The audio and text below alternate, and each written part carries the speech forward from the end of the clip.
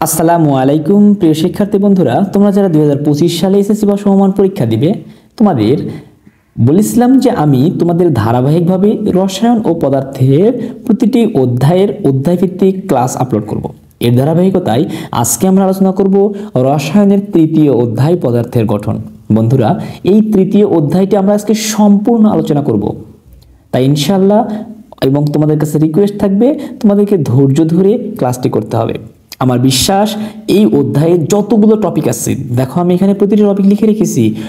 মৌলিক এবং যৌগিক পদার্থ কি আমরা জানবো, তারপর পরমাণু, অণু, প্রতীক, সংকেত, প্রত্যেকটা ব্যাপার আমরা ভেঙে ভেঙে আলোচনা করব।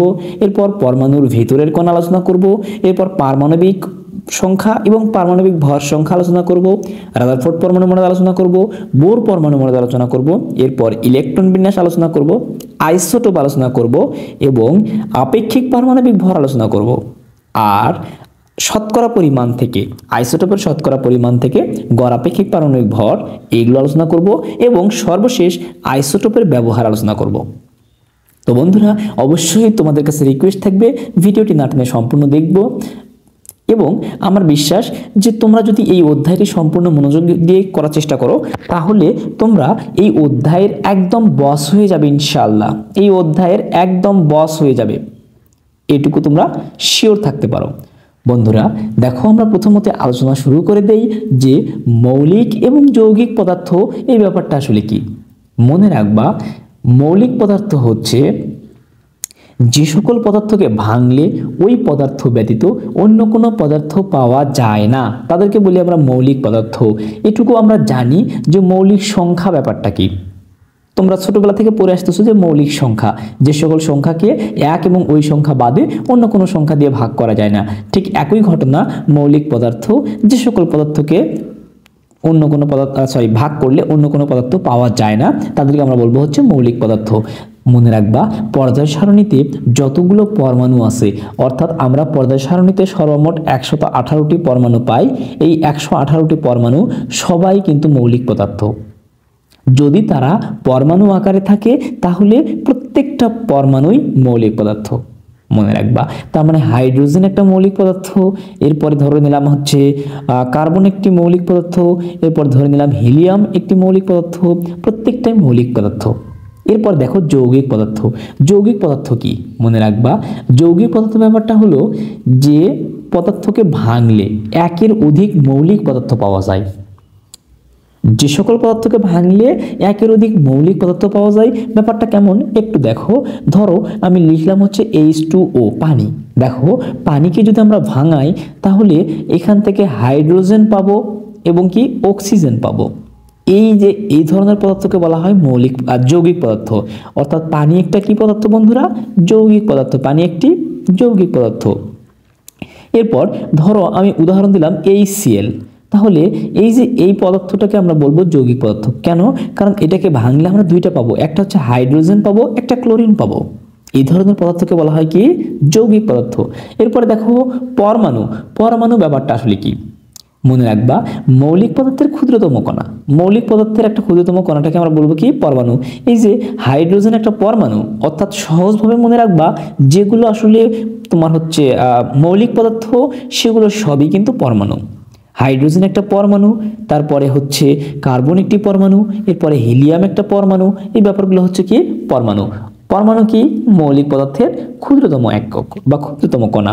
এরপরে দেখো বন্ধুরা, যৌগিক পদার্থ অণু। অণু ব্যাপারটা আসলে কি? মনে রাখবা, অণু হচ্ছে যৌগিক পদার্থের ক্ষুদ্রতম একক। যৌগিক পদার্থের ক্ষুদ্রতম এককটাকে আমরা কি বলবো? অণু। এই যে ধরো আমরা হাইড্রোজেন লিখছি, H2 যদি আমি লিখি, এর আগে লিখছি শুধু হাইড্রোজেন, এবার যদি আমি H2 লিখি তাহলে H2 হলো কি? হাইড্রোজেন অণু। এটাকে আমরা কি বলবো? হাইড্রোজেন অণু। এরপরে যদি আমি O2 লিখি, এটা অক্সিজেন অণু, অর্থাৎ দুইটা অক্সিজেন। এগুলো কিন্তু দ্বিপরমাণু গ্যাস। মনে রাখবা, প্রকৃতিতে দ্বিপরমাণু গ্যাস আছে মোটে 7টা: হাইড্রোজেন, নাইট্রোজেন, অক্সিজেন, এই 3টা, এবং তার সাথে ফ্লোরিন, তার সাথে হচ্ছে ক্লোরিন, এর সাথে হচ্ছে ব্রোমিন, এর সাথে হচ্ছে আয়োডিন। এই 7টা যেখানেই থাকবে সবসময় 2 আকারে থাকে। তাহলে এই যে 7টা দ্বিপরমাণু গ্যাস, এরা কিন্তু অণু। এরপরে দেখো সালফারের প্রকৃত সংকেত হচ্ছে S8, এটা মনে রাখবা, MCQ এর জন্য কাজে লাগে। সালফারের প্রকৃত সংকেত হচ্ছে S8। এখানে সালফার এটা একটা অণু। তো বন্ধুরা অণু ব্যাপারটা তোমরা নিশ্চয়ই বুঝে গিয়েছো। এবার দেখো প্রতীক হচ্ছে কি, একটা পরমাণুকে লিখে প্রকাশের রূপটাকেই বলা হয় প্রতীক। অর্থাৎ একটা পরমাণুকে বা একটা মৌলকে কিভাবে লিখব সেই ব্যাপারটাকে বলা হয় কি, প্রতীক। ধরো আমি পানি যদি লিখি, পানি লিখতে গেলে আমি কি লিখতেছি, H2O, তার মানে হাইড্রোজেন 2টা, অক্সিজেন 1টা।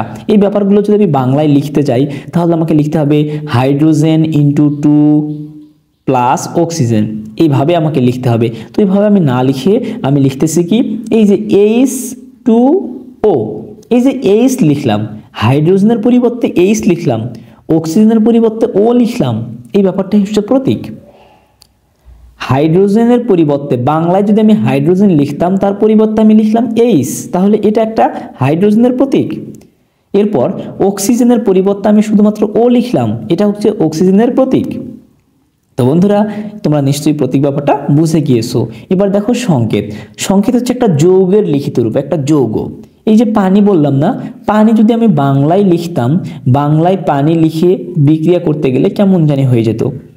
এজন্য আমরা পানি বাংলার পরিবর্তে আমি কি লিখতেছি, H2O, এটা কি বলা হচ্ছে কি, পানির সংকেত। বুঝাইতে পারছি? এরপরে দেখো আমরা লিখতেছি HCl, বাংলায় যদি আমি লিখতাম হাইড্রোক্লোরিক অ্যাসিড, তার পরিবর্তে আমি লিখলাম কি HCl, তাহলে HCl ব্যাপারটাই হচ্ছে কি বন্ধুরা, সংকেত। তাহলে সংকেত ব্যাপারটা তোমরা নিশ্চয়ই বুঝে গিয়েছো। তাহলে দেখো আমরা এখান থেকে পরমাণু, মৌলিক পদার্থ, যৌগিক পদার্থ বুঝলাম, পরমাণু, অণু, প্রতীক, সংকেত বুঝে গেলাম। এবার দেখো পরমাণুর ভিতরের কণা, একটা পরমাণুর ভিতরে আসলে কোন সকল কণা বিদ্যমান, এই ব্যাপারটা আমরা আলোচনা করব। তো বন্ধুরা এই ব্যাপারটি একটু আগে থেকে আমার নোট করা ছিল, আমি নবম শ্রেণীর একটা ভিডিও করেছিলাম, আমি সেখান থেকেই তোমাদের একটু বুঝিয়ে দেওয়ার চেষ্টা করছি। আমি এখন লিখতে গেলে ভিডিওটা অনেক লং হয়ে যাবে, এই জন্য আমি চাচ্ছি সেগুলো সেখান থেকে তোমাদেরকে বুঝিয়ে দিতে। দেখো বন্ধুরা আমরা এই যে চার্ট থেকে একটা সম্পূর্ণ ব্যাপারটাকে আমি একটা চার্টের মাধ্যমে উপস্থাপন করেছি। দেখো তোমাদের আসলে এটা আসলে নবম শ্রেণীর জন্য করা ছিল, এটা তোমাদের দেখতে হবে না, আমি তোমাদের চার্টটা বুঝিয়ে দিচ্ছি। দেখো মূল কণিকা, একটা হচ্ছে ইলেকট্রন, একটা হচ্ছে প্রোটন, একটা হচ্ছে নিউট্রন। এই ব্যাপারটা আসলে কিভাবে চলে আসলে একটু তোমাদের ধারণা থাকা দরকার। মনে রাখবা এই যে ইলেকট্রন, প্রোটন, নিউট্রন, এই ব্যাপারটা চলে আসছে বিজ্ঞানী ডেমোক্রিটাসের সময় থেকে।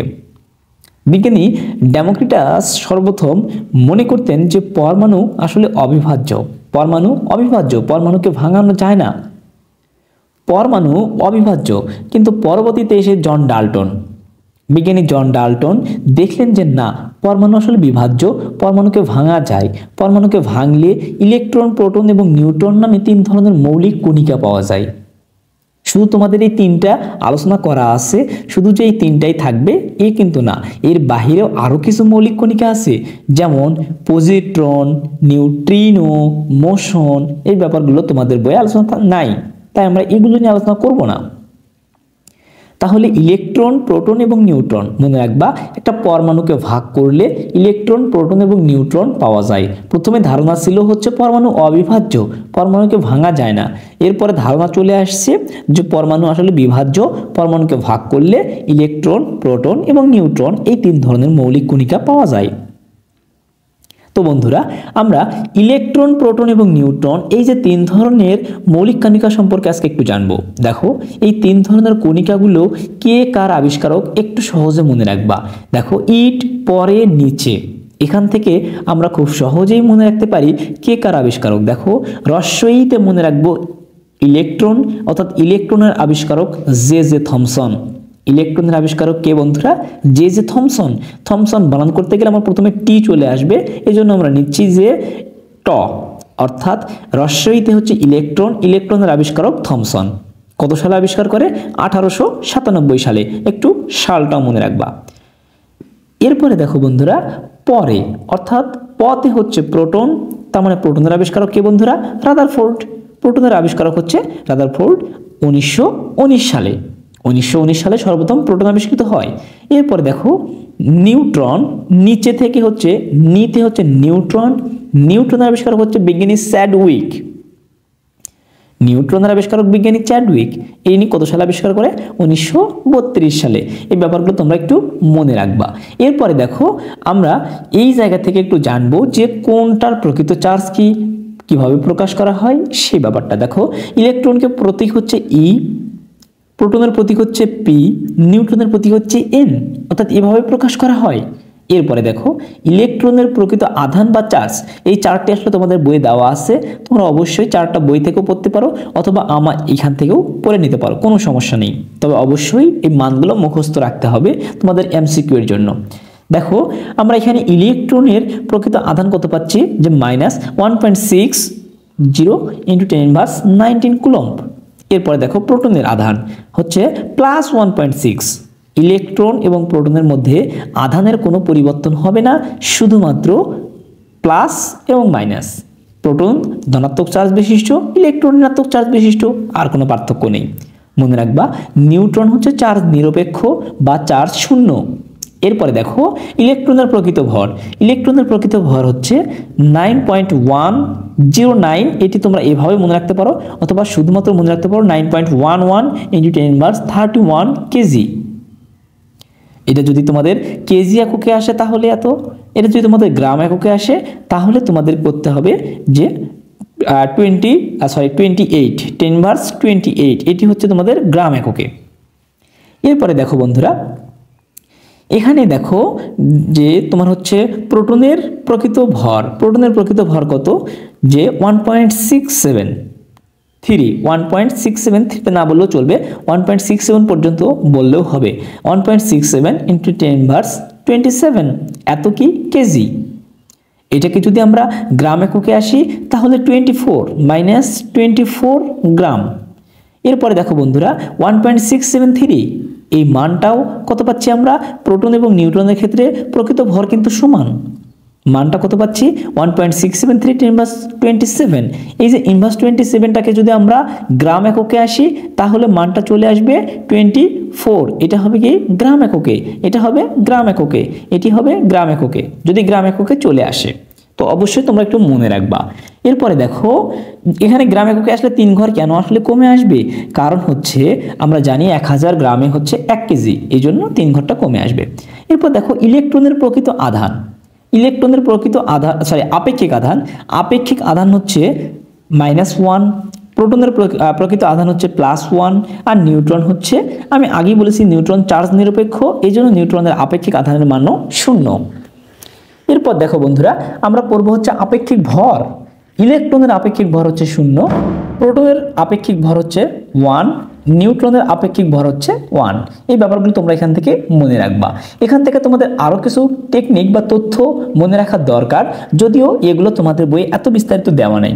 দেখো আমি এখানে লিখেছিলাম যে একটি ইলেকট্রনের ভর একটি প্রোটনের ভরের প্রায় 1837 গুণ কম, অর্থাৎ একটা ইলেকট্রনের ভর কি হবে, একটা প্রোটনের ভরের প্রায় 1837 গুণ কম হবে। এ কারণেই ইলেকট্রনের আপেক্ষিক ভর বিবেচনা করা হয় না।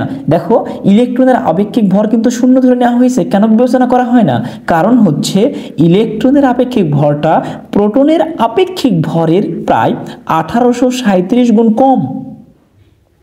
এটা অবশ্যই তোমরা মনে রাখবা। এরপরে দেখো আরেকটা জিনিস লিখে রাখা হয়েছে এখানে, সেটি হচ্ছে যে একটি হাইড্রোজেন পরমাণু তার ইলেকট্রনটি ত্যাগের মাধ্যমে প্রোটন পাওয়া যায়। অর্থাৎ হাইড্রোজেন যদি একটা ইলেকট্রন ত্যাগ করে, আমরা জানি যে হাইড্রোজেন স্বাভাবিক পরমাণু থাকলে হাইড্রোজেন সে যদি একটা ইলেকট্রন ত্যাগ করে তাহলে হাইড্রোজেন প্লাস। আমরা জানি হাইড্রোজেনের মোট ইলেকট্রন আছেই একটা, সেই একটা ইলেকট্রন যদি হাইড্রোজেন ত্যাগ করে দেয় তাহলে হাইড্রোজেন প্লাস আকার ধারণ করে। তাহলে হাইড্রোজেন যদি একটা ইলেকট্রন ত্যাগ করে দেয় তার আর কোনো ইলেকট্রন থাকে না, আর এই অবস্থাটাকেই বলা হয় প্রোটন। অর্থাৎ হাইড্রোজেন প্লাস আয়ন, হাইড্রোজেন যদি একটা ইলেকট্রন ত্যাগ করে দেয় সেই ব্যাপারটাকে বলা হয় কি প্রোটন। এরপরে দেখো বন্ধুরা নিউট্রনের সাথে মজার ধর্ম বিদ্যমান, তা হলো অর্থাৎ নিউট্রনের একটা মজার ধর্ম বিদ্যমান আছে। সেই ধর্মটা কি দেখো, এটি যখন প্রোটনের সাথে নিউক্লিয়াসে থাকে, আমরা জানি যে নিউট্রন আর হচ্ছে প্রোটন পরমাণুর নিউক্লিয়াসে থাকে বা কেন্দ্রে থাকে। এই ব্যাপারটা তোমরা কিন্তু জানবে একটু পরেই, রাদারফোর্ড পরমাণু মডেল থেকে তোমরা বিস্তারিত জানতে পারবে। এরপর দেখো বলছে যে নিউক্লিয়াসে যখন থাকে তখন স্থিতিশীল এবং যখন এটি মুক্ত অবস্থায় থাকে। অর্থাৎ যখন এটি মুক্ত অবস্থায় থাকবে তখন এটি অস্থিতিশীল এবং এটি 10 মিনিটের ভিতর একটি প্রোটন, একটি ইলেকট্রন এবং একটি নিউট্রন বিভাজিত হয়। এই ব্যাপারটা তোমরা একটু মনে রাখবে। তো বন্ধুরা, এই গেল হচ্ছে তোমাদের মূল কণিকা সম্পর্কে একটা বেসিক ধারণা। তোমরা অবশ্যই তোমাদের বই থেকেও পড়ে নিতে পারো। তাহলে দেখো বন্ধুরা, আমরা কিন্তু পরমাণুর ভিতরের কণা সম্পর্কে জেনে গেলাম। এবার দেখো পারমাণবিক সংখ্যা এবং পারমাণবিক ভর সংখ্যা। মনে রাখবা, কোনো মৌলে উপস্থিত মোট প্রোটন সংখ্যা, তোমরা লিখে নিবে এইগুলো, যে কোনো মৌলে উপস্থিত মোট প্রোটন সংখ্যাকেই উক্ত মৌলের পারমাণবিক সংখ্যা বলা হয়। অর্থাৎ সোডিয়ামের পারমাণবিক সংখ্যা বলা হচ্ছে কত? 11। তাহলে সোডিয়ামের পারমাণবিক সংখ্যা 11 বলতে আসলে কি বোঝায়? এরকম একটা খ নাম্বার প্রশ্ন খুব ইম্পর্টেন্ট, যে সোডিয়ামের পারমাণবিক সংখ্যা 11 বলতে কি বোঝো? মনে রাখবা, সোডিয়ামের পারমাণবিক সংখ্যা 11 বলতে বোঝায় যে সোডিয়াম পরমাণুতে সর্বমোট 11টি প্রোটন বিদ্যমান। এভাবে তোমরা এগুলো উত্তর করতে পারো। তাহলে পারমাণবিক সংখ্যা ব্যাপারটা কি তোমরা নিশ্চয়ই বুঝে গিয়েছো। এরপরে দেখো ভর সংখ্যা। মনে রাখবা, এই যে একটা পরমাণুর ক্ষেত্রে, একটা যদি পরমাণু আকারে থাকে, পরমাণুর ক্ষেত্রে ইলেকট্রন সংখ্যা এবং প্রোটন সংখ্যা সমান। আর ভর সংখ্যা হচ্ছে, ভর সংখ্যাকে প্রকাশ করা হয় আসলে এ দিয়ে। ভর সংখ্যা ইকুয়াল পি প্লাস এন লিখতে পারি। পি প্লাস এন অর্থাৎ প্রোটন সংখ্যা এবং নিউট্রন সংখ্যার সমষ্টি বা যোগফল। মনে রাখবা, ভর সংখ্যা কাকে বলে? প্রোটন সংখ্যা এবং নিউট্রন সংখ্যার যোগফল বা সমষ্টিকেই বলা হয় কি? ভর সংখ্যা। তাহলে ভর সংখ্যা সমান সমান লিখতে পারি প্রোটন সংখ্যা প্লাস নিউট্রন সংখ্যা। অর্থাৎ কোনো একটা পরমাণুর যদি প্রোটন সংখ্যা জানা থাকে বা নিউট্রন সংখ্যা জানা থাকে তাহলে ভর সংখ্যা বের করতে পারবো।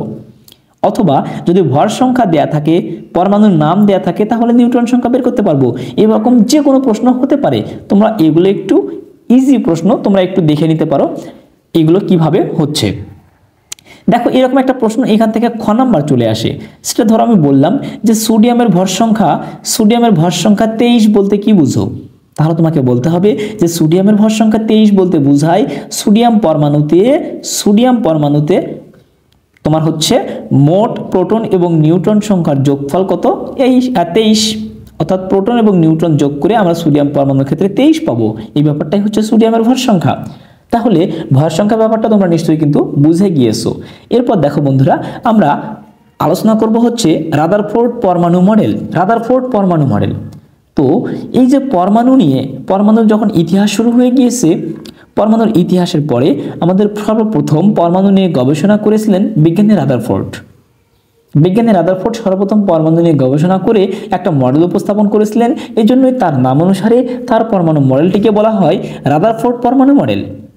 তো রাদারফোর্ড পরমাণু মডেলটা দেয়া হয়েছিল 1911 সালে। একটু সালগুলো মনে রাখবা। রাদারফোর্ড পরমাণু মডেল হচ্ছে কত বন্ধুরা? আমি এখানে তার নামের পাশে লিখে দিচ্ছি 1911। অর্থাৎ রাদারফোর্ড পরমাণু মডেলটি 1911 সালে উপস্থাপন করা হয়। তো রাদারফোর্ড পরমাণু মডেলটি কেমন ছিল এই ব্যাপারটা নিয়ে আমরা একটু বিস্তারিত আলোচনা করি। তো এই ব্যাপারটি আমিও ক্লাস 9-এ আলোচনা করেছিলাম। আমি সেখান থেকে তোমাদের একটু বুঝিয়ে দিচ্ছি, তোমরা অবশ্যই বুঝবার চেষ্টা করবা। দেখো বন্ধুরা, আমরা রাদারফোর্ড পরমাণু মডেলটি নিয়ে আলোচনা করি। দেখো, রাদারফোর্ড পরমাণু মডেল এটি 1911 সালে সর্বপ্রথম দেয়া হয়। রাদারফোর্ড পরমাণু মডেল এর একটা নাম আছে, আমরা এটাকে বলতে পারি আলফা কণা বিচ্ছুরণ পরীক্ষা। মনে রাখবা, এই পরীক্ষাটা আলফা কণা নিক্ষেপণ বা বিচ্ছুরণ পরীক্ষার মাধ্যমে করা হয়ে থাকে। এই জন্যই এই পরীক্ষাটাকে আমরা বলতে পারি আলফা কণা বিচ্ছুরণ পরীক্ষা। আর বিজ্ঞানী রাদারফোর্ডের পূর্ণ নাম হচ্ছে আর্নেস্ট রাদারফোর্ড। তিনি আলফা কণা বিচ্ছুরণ পরীক্ষার মাধ্যমে কিছু সিদ্ধান্তে এসেছিলেন। আর এই সিদ্ধান্তগুলোকেই তার পারমাণবিক তোমার হচ্ছে মডেল বলে উপস্থাপন করা হয়। তো রাদারফোর্ড পরমাণু মডেল, বিজ্ঞানী রাদারফোর্ড যে আলফা কণা বিচ্ছুরণ পরীক্ষাটি করেছিলেন, সেই পরীক্ষার জন্য তার বেশ কিছু উপকরণ প্রয়োজন হয়েছে। সেই উপকরণগুলো কি? দেখো, হিলিয়াম 2 পজিটিভ চার্জ। মনে রাখবা, হিলিয়াম 2 পজিটিভ চার্জকেই বলা হয় আলফা কণা বা আলফা রশ্মি। হিলিয়াম 2 পজিটিভ চার্জ, এই যে দেখো আমি দেখিয়ে দিচ্ছি যে হিলিয়াম 2 পজিটিভ চার্জকে বলা হয় আলফা কণা। তো হিলিয়াম 2 পজিটিভ বলতে আসলে কি বোঝাচ্ছে? হিলিয়ামের আমরা জানি যে পারমাণবিক সংখ্যা 2, তার মানে প্রোটন সংখ্যা 2। আর প্রোটন সংখ্যা 2 মানে কি? ইলেকট্রন সংখ্যা 2। কারণ আমরা জানি একটা পরমাণুতে প্রোটন সংখ্যা এবং ইলেকট্রন সংখ্যা সমান। তাহলে প্রোটন সংখ্যা 2, প্রোটন সংখ্যা যদি 2 হয়, ইলেকট্রন সংখ্যা যদি 2 হয়, সেই দুটো ইলেকট্রনের দুটোই যদি হিলিয়াম ত্যাগ করে দেয়, তাহলে হিলিয়ামের আর কোনো ইলেকট্রন থাকে না। আর হিলিয়ামের এই অবস্থাকেই বলা হয় আলফা কণা বা আলফা রশ্মি। তো বিজ্ঞানী রাদারফোর্ড আলফা রশ্মি প্রেরণ করতে গিয়ে এই পরীক্ষাটা করেছিলেন। তো আলফা রশ্মি প্রয়োজন আমার পরীক্ষার উপকরণ হিসেবে। এরপরে একটা উপকরণ হলো স্বর্ণের পাত। উনি একটা স্বর্ণের পাত নিয়েছিলেন, সেই স্বর্ণের পাতটার পুরুত্ব ছিল বা মোটা ছিল 0.0004 সেন্টিমিটার, এগুলো মনে রাখবা। এরপরে উনি জিঙ্ক সালফাইডের পর্দা নিয়েছিলেন, অর্থাৎ স্বর্ণের পাতের উপরে জিঙ্ক সালফাইডের একটা পর্দা দিয়েছিলেন, প্রলেপ দিয়েছিলেন। সেই জিঙ্ক সালফাইড অর্থাৎ ZnS আমি এখানে লিখে রেখেছি। এখন উনি পরীক্ষাটা করতে গিয়ে দেখলেন একটা পরমাণু নিলেন, সেই পরমাণুর পিছনে ওই যে স্বর্ণের পাতটা নিলেন, সেই স্বর্ণের পাতের উপরে জিঙ্ক সালফাইডের একটা পর্দা দিলেন। এখন বিজ্ঞানী রাদারফোর্ড এই যে কিছু দূর থেকে পরমাণুর কিছু দূর থেকে মানে পরমাণুর সামনে থেকে উনি আলফা কণা প্রেরণ করতেছিলেন। তো আলফা কণা প্রেরণ করতে গিয়ে উনি দেখলেন যে বেশিরভাগ আলফা রশ্মি পরমাণুকে ভেদ করে সোজাসুজি গিয়ে জিঙ্ক সালফাইডের পর্দাটাকে আলোকিত করতেছে। দেখো বন্ধুরা, আমরা এখানে দেখিয়ে দিয়েছি, এখানে একটা দুইটা তিনটা চারটা, এরপরে হচ্ছে 5 6 7 যতগুলো দেখাইছি তার মধ্যে 7টা রশ্মি সোজাসুজি গিয়ে জিঙ্ক সালফাইডের পর্দাকে আলোকিত করে। সোজাসুজি অর্থাৎ পরমাণুকে ভেদ করেছে, সোজাসুজি গিয়েছে, কোনো পথ বাঁকা হয়নি। এরপরে দেখো অল্প সংখ্যক আমি দেখাইছি এখানে দুইটা, যারা নিউক্লিয়াসের কাছাকাছি দিয়ে গিয়েছে তাদের নিজেদের পথ থেকে বেঁকে গিয়েছে, অর্থাৎ তারা দূরে সরে গিয়েছে। এরপর অতি নগণ্য সংখ্যক অর্থাৎ খুবই কম সংখ্যক আলফা রশ্মি, মাত্র খুবই কম সংখ্যক, অর্থাৎ আমরা এটা বলতে পারি প্রায় 20,000-এর মধ্যে একটি আলফা রশ্মি পুনরায় প্রথম মাধ্যমে ফিরে আসে। অর্থাৎ 20,000-এর মধ্যে এখান থেকে যদি আমি 20,000 আলফা রশ্মি প্রেরণ করি তাহলে একটা আলফা রশ্মি পুনরায় প্রথম মাধ্যমে ফিরে আসবে, অর্থাৎ যে মাধ্যম থেকে গিয়েছে সেই মাধ্যমে ফিরে আসবে। তো এই যে পরীক্ষাগুলো, এই পরীক্ষাগুলো করে তিনি পর্যালোচনা করেন বা সিদ্ধান্তে আসেন যে পরমাণুর বেশিরভাগ জায়গায় ফাঁকা। কেন বলতে পারি, কিভাবে বলতে পারি, একটু বুঝবার চেষ্টা করো। আমরা এই যে ম্যাক্সিমাম আলোক রশ্মিগুলো সোজাসুজি গিয়ে জিঙ্ক সালফাইডের পর্দাকে আলোকিত করেছে না, এখান থেকে আমরা বলতে পারি যে পরমাণুর বেশিরভাগ জায়গায় ফাঁকা। কারণ আলোর একটা বৈশিষ্ট্য বা ধর্ম হচ্ছে আলোক রশ্মি যদি বাধা না পায় তাহলে আলোক রশ্মি সবসময় সরল পথে চলে বা সোজা পথে চলে। তাহলে আলো সোজা পথে যাচ্ছে, বাধা যেহেতু পায়নি, আর বাধা পায়নি মানে ভিতরে ফাঁকা, তাহলে আমরা বলতে পারি পরমাণুর বেশিরভাগ জায়গায় ফাঁকা। এরপরে দেখো ধনাত্মক চার্জ বিশিষ্ট প্রোটন এবং চার্জ নিরপেক্ষ নিউট্রন পরমাণুর নিউক্লিয়াসে অবস্থিত। এই যে কেন্দ্রে প্রোটন এবং নিউট্রন অবস্থিত, কিভাবে এই সিদ্ধান্তে আসলাম? দেখো আমরা যেহেতু পাঠাচ্ছি আলফা রশ্মি, আর দেখো অল্প সংখ্যক আলফা রশ্মি এখান থেকে পথ বেঁকে গিয়েছে, যারা নিউক্লিয়াসের কাছাকাছি দিয়ে গিয়েছে তারা পথ বেঁকে গিয়েছে। তাহলে এখান থেকে আমরা কিভাবে সিদ্ধান্তে আসতে পারি যে পরমাণু আসলে প্রোটনের নিউক্লিয়াসের কেন্দ্রেই রয়েছে?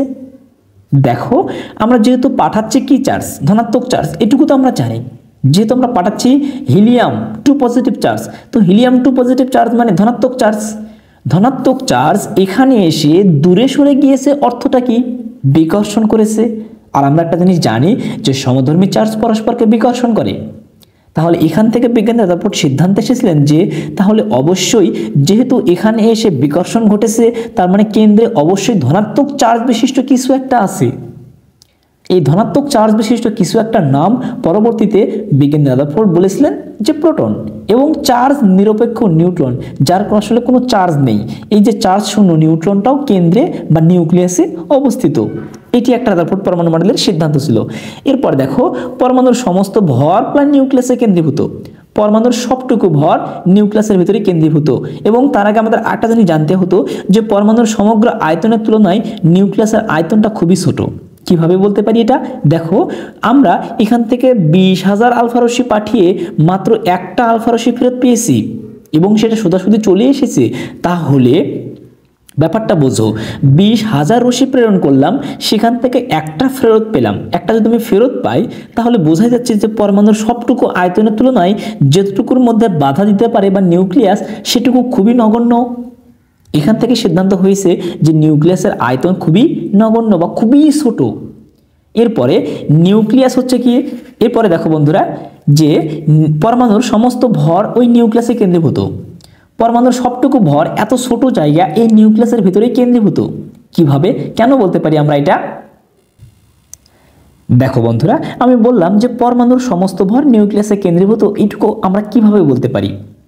দেখো তো 20,000 আলফা রশ্মি প্রেরণ করলাম, তার মধ্যে একটা ফেরত পেলাম, অর্থাৎ যে পথে গেছে তাকে ওই পথে ফেরত পাঠিয়ে দিয়েছে। তাহলে আমরা বলতে পারি যে এখানে নিশ্চয়ই শক্তিশালী কিছু একটা আছে। আর এই শক্তিশালী কিছু একটাকেই বিজ্ঞানী রাদারফোর্ড বলেছিলেন যে নিউক্লিয়াস। আর নিউক্লিয়াসের ভিতরেই পরমাণুর সবটুকু ভর বিদ্যমান। আর যদি সবটুকু ভর বিদ্যমান নিউক্লিয়াসে না হতো তাহলে নিউক্লিয়াসটা এত শক্তিশালী হতো না। এই জন্যই পরমাণুর যতটুকু ভর তার সবটুকুই এই যে ছোট্ট জায়গা নিউক্লিয়াসের ভিতরে কেন্দ্রীভূত। এই কথাটা বিজ্ঞানী রাদারফোর্ড বলেছিলেন।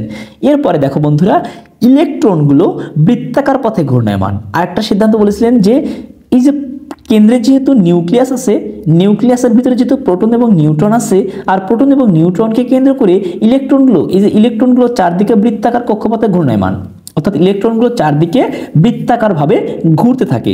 এগুলো ছিল রাদারফোর্ড পরমাণু মডেলের সিদ্ধান্ত।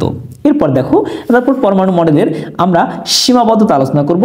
মনে রাখবা সীমাবদ্ধতাগুলো আসলে ভুল। মনে রাখবা বিজ্ঞানী রাদারফোর্ড পরমাণু মডেলের বেশ কিছু সীমাবদ্ধতা ছিল, অর্থাৎ তার কিছু ভুল ছিল। তার সর্বপ্রথম ভুল হচ্ছে যে একটা চার্জহীন বস্তু এবং চার্জিত বস্তু। বিজ্ঞানী রাদারফোর্ড পরমাণু মডেলটাকে সৌর মডেল হিসেবে আলোচনা করা হতো। কেন? কারণ হচ্ছে বিজ্ঞানী রাদারফোর্ড বলেছিলেন যে ইলেকট্রনগুলো পরমাণু নিউক্লিয়াসকে কেন্দ্র করে চারদিকে ঘূর্ণায়মান।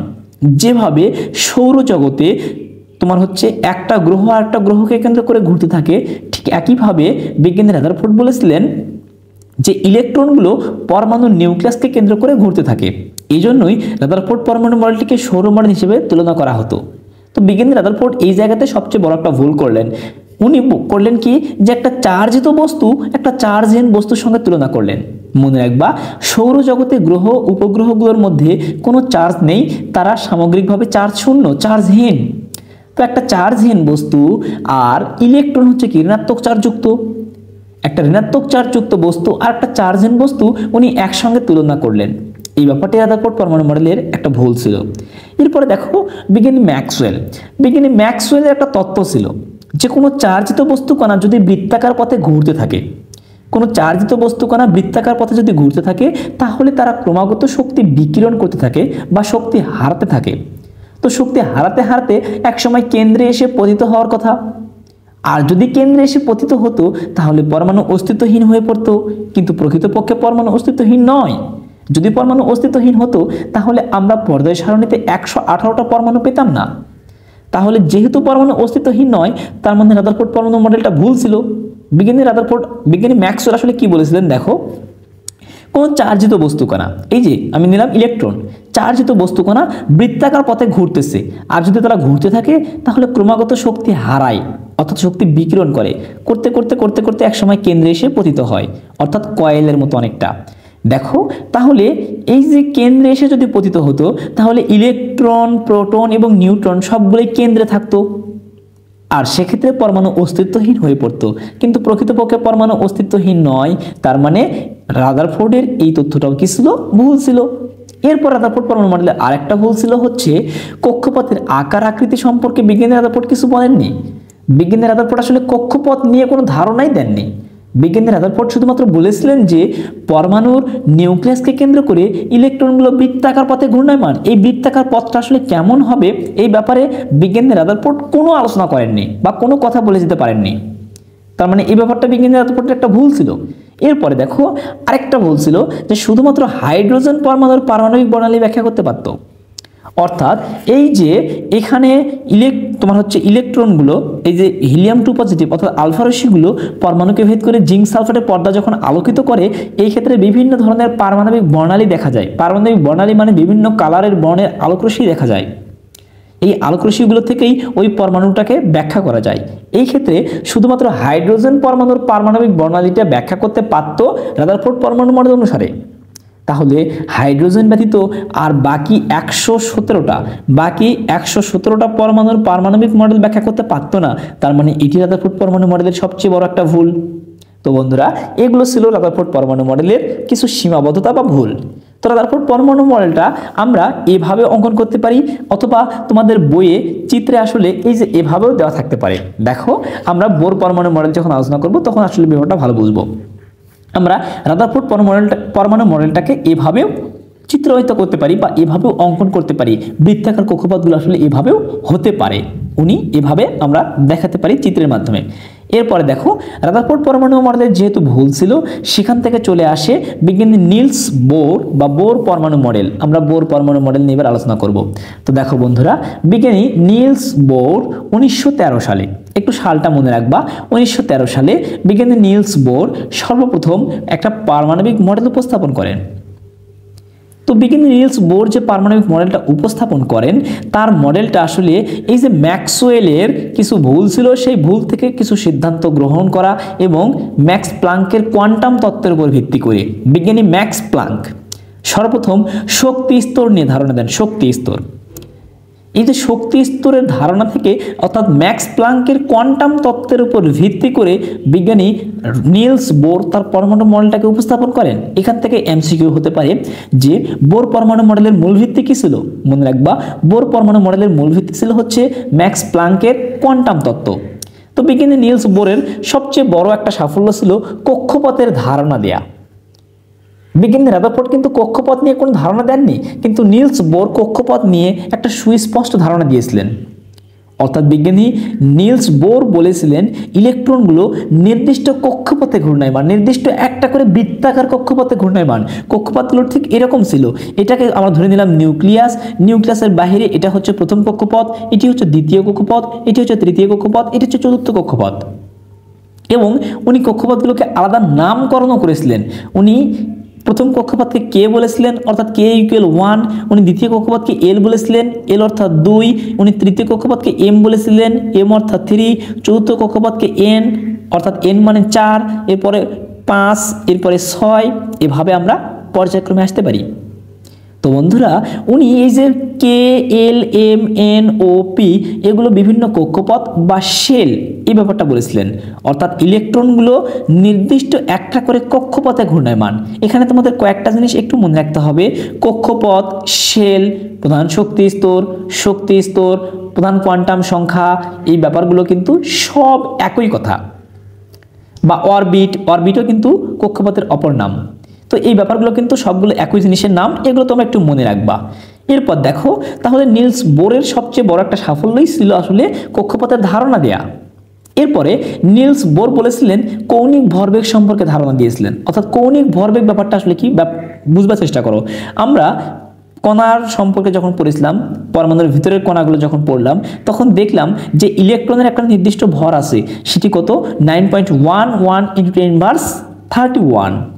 এই যে নির্দিষ্ট ভরের একটা বস্তু বৃত্তাকার পথে ঘুরতেছে, এক জায়গা থেকে আরেক জায়গায় যাচ্ছে, তখন কেন্দ্রের সঙ্গে একটা কোণ উৎপন্ন করবে। ব্যাপারটা কেমন একটু বোঝো।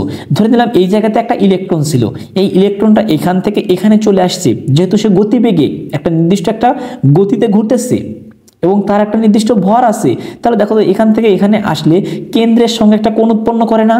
এই যে কেন্দ্রের সাথে যে কোণ উৎপন্ন করে, এই ব্যাপারটাকে বলা হয় কৌণিক ভরবেগ। যেহেতু ইলেকট্রনের একটা ভর আছে এবং ইলেকট্রনের একটা বেগ আছে, এই ব্যাপারটাকে বলা হয় কৌণিক ভরবেগ। অর্থাৎ কৌণিক ভরবেগ ব্যাপারটা কি, যে ইলেকট্রনের ভর ইন্টু কৌণিক বেগ। অর্থাৎ এই যে বৃত্তাকার পথে ঘূর্ণায়মান থাকার কারণে তার একটা বেগ থাকবে, এই কৌণিক বেগটা নির্ণয় করা হয় ভি.আর দিয়ে। কৌণিক বেগ সমান সূত্র জানি হচ্ছে ভি.আর, তার সঙ্গে শুধু ভরকে গুণ করে দিচ্ছি, তার মানে এম.ভি.আর। এই ব্যাপারটাকে বলা হয় কি, কৌণিক ভরবেগ। তাহলে কৌণিক ভরবেগ এম.ভি.আর ইকুয়াল, বিজ্ঞানী নিলস বোর একটা সূত্র দিয়েছিলেন যে কৌণিক ভরবেগ এম.ভি.আর ইকুয়াল NH/2π, NH/2π। এনটা হচ্ছে কক্ষপথের সংখ্যা বা কোয়ান্টাম সংখ্যা বা প্রধান শক্তি স্তর বা অরবিট। এরপর এইচটা হচ্ছে প্লাঙ্কের ধ্রুবক, ম্যাক্স প্লাঙ্ক এর নাম অনুসারে এইচটাকে বলা হয় প্লাঙ্কের ধ্রুবক, যার একটা নির্ধারিত মান আছে। এই মানটা হচ্ছে কত, 6.626 × 10⁻34, এত কি metre square KG per second. এই ব্যাপারটা হচ্ছে কি ম্যাক্স প্লাঙ্কের ধ্রুবক বা প্লাঙ্কের ধ্রুবক নামে পরিচিত। এরপরে দেখো 2 × পায়ের মান তো আমরা নির্ধারিত জানি 3.1416। এই ব্যাপারটি আসলে নিলস বোরের একটা পরমাণু মডেলের উপস্থাপনা ছিল, যে কৌণিক ভরবেগ সম্পর্কে বিজ্ঞানী নিলস বোর আলোচনা করেছিলেন। এখান থেকে তোমাদের ম্যাথমেটিক্যাল টার্ম সমাধান করতে হতে পারে। বলবে একটা ইলেকট্রন এম শেলে ঘূর্ণায়মান হলে এর কৌণিক ভরবেগ কত হবে? তাহলে বুঝতে হবে এম শেল মানে কি 3 নম্বর কক্ষপথ, কারণ m মানে 3, আমাদের বুঝে নিতে হবে k = 1, l = 2, m = 3, n = 4, এটা বুঝে নিতে হবে। তাহলে আমাদের এমভিআর এর মান নির্ণয় করব, n এর মান 3 বসে দেব, h এর মান মুখস্থ বসে দেব, এরপর পায়ের মান মুখস্থ বসে দেব, হিসাব করলেই হয়ে গেল। অর্থাৎ এখান থেকে আমার শুধুমাত্র n এর মানটা আলাদা, আর বাকিগুলো ধ্রুবক, এইচটা ধ্রুবক, পাইটাও ধ্রুবক। অর্থাৎ কোনো একটা ইলেকট্রনের কৌণিক ভরবেগ ব্যাপারটা ডিপেন্ড করতেছে ওই ইলেকট্রনটা কোন কক্ষপথে ঘূর্ণায়মান, সেই কক্ষপথের উপর ডিপেন্ড করতেছে কৌণিক ভরবেগ। এরপর দেখো বন্ধুরা, অনেক সময় কৌণিক ভরবেগের এখান থেকে আমাদের তোমাদের হচ্ছে গতির মানটা বের করতে বলতে পারে যে ইলেকট্রনটি কত বেগে ঘূর্ণায়মান। সেক্ষেত্রে আসলে কক্ষপথের ব্যাসার্ধের মানটা দেয়া থাকবে। এখানে আরটা হলো কক্ষপথের ব্যাসার্ধ, ভিটা হলো গতিবেগ, এমটা হলো ইলেকট্রনের ভর। আমি এখানে লিখে দেওয়া আছে, তোমরা এখান থেকে অবশ্যই ব্যাপারগুলো একটু দেখে নিবে। এরপর দেখো বন্ধুরা, আরেকটা ব্যাপার ছিল যে শক্তির শোষণ এবং শক্তির বিকিরণ। বিজ্ঞানী নিলস বোর বলেছিলেন যে ইলেকট্রনগুলো যখন ঘূর্ণায়মান থাকে তখন শুধুমাত্র শক্তির শোষণ বা বিকিরণ ঘটে, শুধুমাত্র বিকিরণ ঘটে না, শোষণও ঘটে। দেখো বিজ্ঞানী রাদারফোর্ড কি বলেছিলেন যে ইলেকট্রনগুলো বৃত্তাকার পথে ঘূর্ণায়মান। সেই ব্যাপারটাকে বিজ্ঞানী ম্যাক্সওয়েল বললেন কি যে কোনো বৃত্তাকার পথে ঘূর্ণায়মান বস্তুর শক্তি বিকিরণ করে বা শক্তি হারায়। এই যে শক্তির হারানোর ব্যাপারটা শুধু না, বিজ্ঞানী নিলস বোর বললেন যে না, শক্তির শোষণ শুধুমাত্র বিকিরণ ঘটে না, শক্তির শোষণও ঘটে। অর্থাৎ শক্তির শোষণ বা বিকিরণ দুটোই ঘটে। এখান থেকে তোমাদের একটা জিনিস মনে রাখতে হবে, যদি শক্তির শোষণ হয় তাহলে কি ঘটে এবং যদি শক্তির বিকিরণ হয় তাহলে কি ঘটে। মনে রাখবা, যদি শক্তির শোষণ হয় তাহলে ইলেকট্রন নিম্নতর শক্তি স্তর থেকে উচ্চতর শক্তি স্তরে লাফিয়ে যায়। ব্যাপারটা কেমন খেয়াল করো, যদি ইলেকট্রন শক্তির শোষণ ঘটে, এই যে ধরে নিলাম এম শেল বা 3 নম্বর কক্ষপথে কোনো একটা ইলেকট্রন ঘুরতেছে, সে যদি শক্তির শোষণ করে তাহলে এই কক্ষপথ থেকে লাফ দিয়ে সে 4 নম্বর কক্ষপথে যেতে পারে। আবার 4 নম্বর কক্ষপথে ধরে নিলাম কোনো ইলেকট্রন ঘুরতেছে বা 3 নম্বর কক্ষপথে কোনো একটা ইলেকট্রন ঘুরতেছে, সেখান থেকে সে যদি শক্তির বিকিরণ করে বা শক্তি হারায় তাহলে হারিয়ে তার নিম্নতর কক্ষপথে সে লাফিয়ে চলে আসবে। আমি এখানে দেখিয়ে দিচ্ছি যে 4 থেকে 3 আসতেছে, যে 4 থেকে ইলেকট্রন লাফ দিয়ে 3 চলে আসতেছে, এদের তীর চিহ্ন দিয়ে দেখিয়ে দিয়েছি। তাহলে শক্তির শোষণ বা বিকিরণ দুটোই ঘটতে পারে। এই যে শক্তি যখন, এই যে ইলেকট্রনগুলো যখন একটা কক্ষপথ থেকে আরেকটা কক্ষপথে ছিটকে যায় বা লাফিয়ে যায়, তখন আসলে বিভিন্ন বর্ণের পারমাণবিক বর্ণালীর সৃষ্টি হয়। অর্থাৎ পারমাণবিক বর্ণালী বা পারমাণবিক, আমি বললাম যে পারমাণবিক বর্ণালী ব্যাপারটা এরকম যে বিভিন্ন বর্ণের আলোকরশ্মির সৃষ্টি হয়। সেই আলোকরশ্মিগুলো বিজ্ঞানী নিলস বোর ব্যাখ্যা করেছিলেন, যদিও খুব সামান্য, সেটা আমরা পরে বলতেছি। দেখো তাহলে আমরা শক্তির শোষণ বা বিকিরণ, এখান থেকে বিজ্ঞানী নিলস বোর একটা সিদ্ধান্ত এসেছিলেন যে শোষিত শক্তি বা বিকিরিত শক্তি নির্ণয়ের একটা সূত্র দিয়েছিলেন। সেই সূত্রটা হচ্ছে এইচ নিউ, এটা তোমাদের বই আসলে ভি দেওয়া আছে, এর নাম আসলে নিউ। এইচ নিউ ইকুয়াল, আমরা এটাকে নিউ বলতে পারি যে H nu equal H C divided lambda, এটার নাম হচ্ছে ল্যামডা। তাহলে এইচটা হচ্ছে প্লাঙ্কের ধ্রুবক, অর্থাৎ এখানে পুরোটা এইচ নিউটা হচ্ছে শোষিত বা বিকিরিত শক্তি। তাহলে এইচটা হচ্ছে প্লাঙ্কের ধ্রুবক, সিটা হচ্ছে আলোর গতিবেগ, আর ল্যামডাটা হচ্ছে তরঙ্গ দৈর্ঘ্য। আমি এখানে লিখে দিয়েছি পাশে যে সিটা হচ্ছে আলোর গতিবেগ, যার নির্দিষ্ট মান আছে, আলো প্রতি সেকেন্ডে প্রায় 3 লক্ষ কিলোমিটার যায়। আর 3 লক্ষ কিলোমিটারকে আমরা যদি মিটার পার সেকেন্ডে চলে আসি তাহলে আমরা পাবো 3 × 10⁸ মিটার পার সেকেন্ড। এরপর গতিবেগ মানে ভিটা হচ্ছে এখানে, ভিটা হচ্ছে এখানে তোমাদের যে ভি দেয়া ছিল এইচ ভি, এই ভিটা হচ্ছে কি বন্ধুরা কম্পাঙ্ক। এই কম্পাঙ্ক ব্যাপারটা কি তোমরা আসলে ফিজিক্সের 7ম অধ্যায় বা তরঙ্গ এবং শব্দতে ভালো করে বুঝে গিয়েছো। কম্পাঙ্কের একক হচ্ছে হার্টজ অথবা পার সেকেন্ড আমরা বলতে পারি। এখানে দেখো ল্যামডাটা হচ্ছে তরঙ্গ দৈর্ঘ্য, ল্যামডাটা হচ্ছে কি তরঙ্গ দৈর্ঘ্য, তরঙ্গ দৈর্ঘ্যের একক হচ্ছে কি মিটার। এখানে এই যে শোষিত শক্তি বা বিকিরিত শক্তি, এই যে দুটার ক্ষেত্রে শোষিত বা বিকিরিত, এই শক্তিটাকে যদি আমরা ডেল্টা ই ধরে নেই, আসলে শক্তিকে ই দ্বারা প্রকাশ করা হয় কারণ শক্তির ইংরেজি হচ্ছে এনার্জি ই, সেখান থেকে ই চলে আসছে। তাহলে শোষিত বা বিকিরিত শক্তি যদি ই হয় তাহলে আমরা করতে পারি কি E2 - E1। এখানে E2টা হচ্ছে উচ্চতর শক্তি স্তর, E1টা হচ্ছে নিম্নতর শক্তি স্তর। এভাবে আসলে আমরা করতে পারি।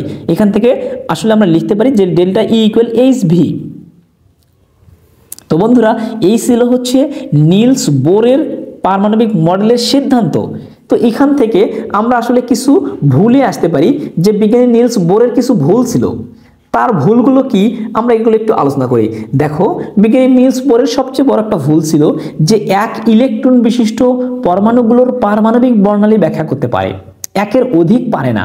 আমরা এটা 1 নম্বরে দিয়েছি যে এক ইলেকট্রন বিশিষ্ট, অর্থাৎ যারা কেবলমাত্র একটা করে ইলেকট্রন বহন করে, যেমন হাইড্রোজেন পরমাণু একটা ইলেকট্রন বহন করে, তাহলে হাইড্রোজেন পরমাণু পারমাণবিক বর্ণালী ব্যাখ্যা করতে পারত। এরপর হিলিয়াম পজিটিভ আয়ন, ভালো করে বোঝো, হিলিয়াম আমরা জানি ইলেকট্রন 2টা, সেখান থেকে যদি সে একটা ত্যাগ করে দেয় তাহলে তার আরও একটা ইলেকট্রন থাকে, তার মানে বর্তমানে সে এক ইলেকট্রন বিশিষ্ট।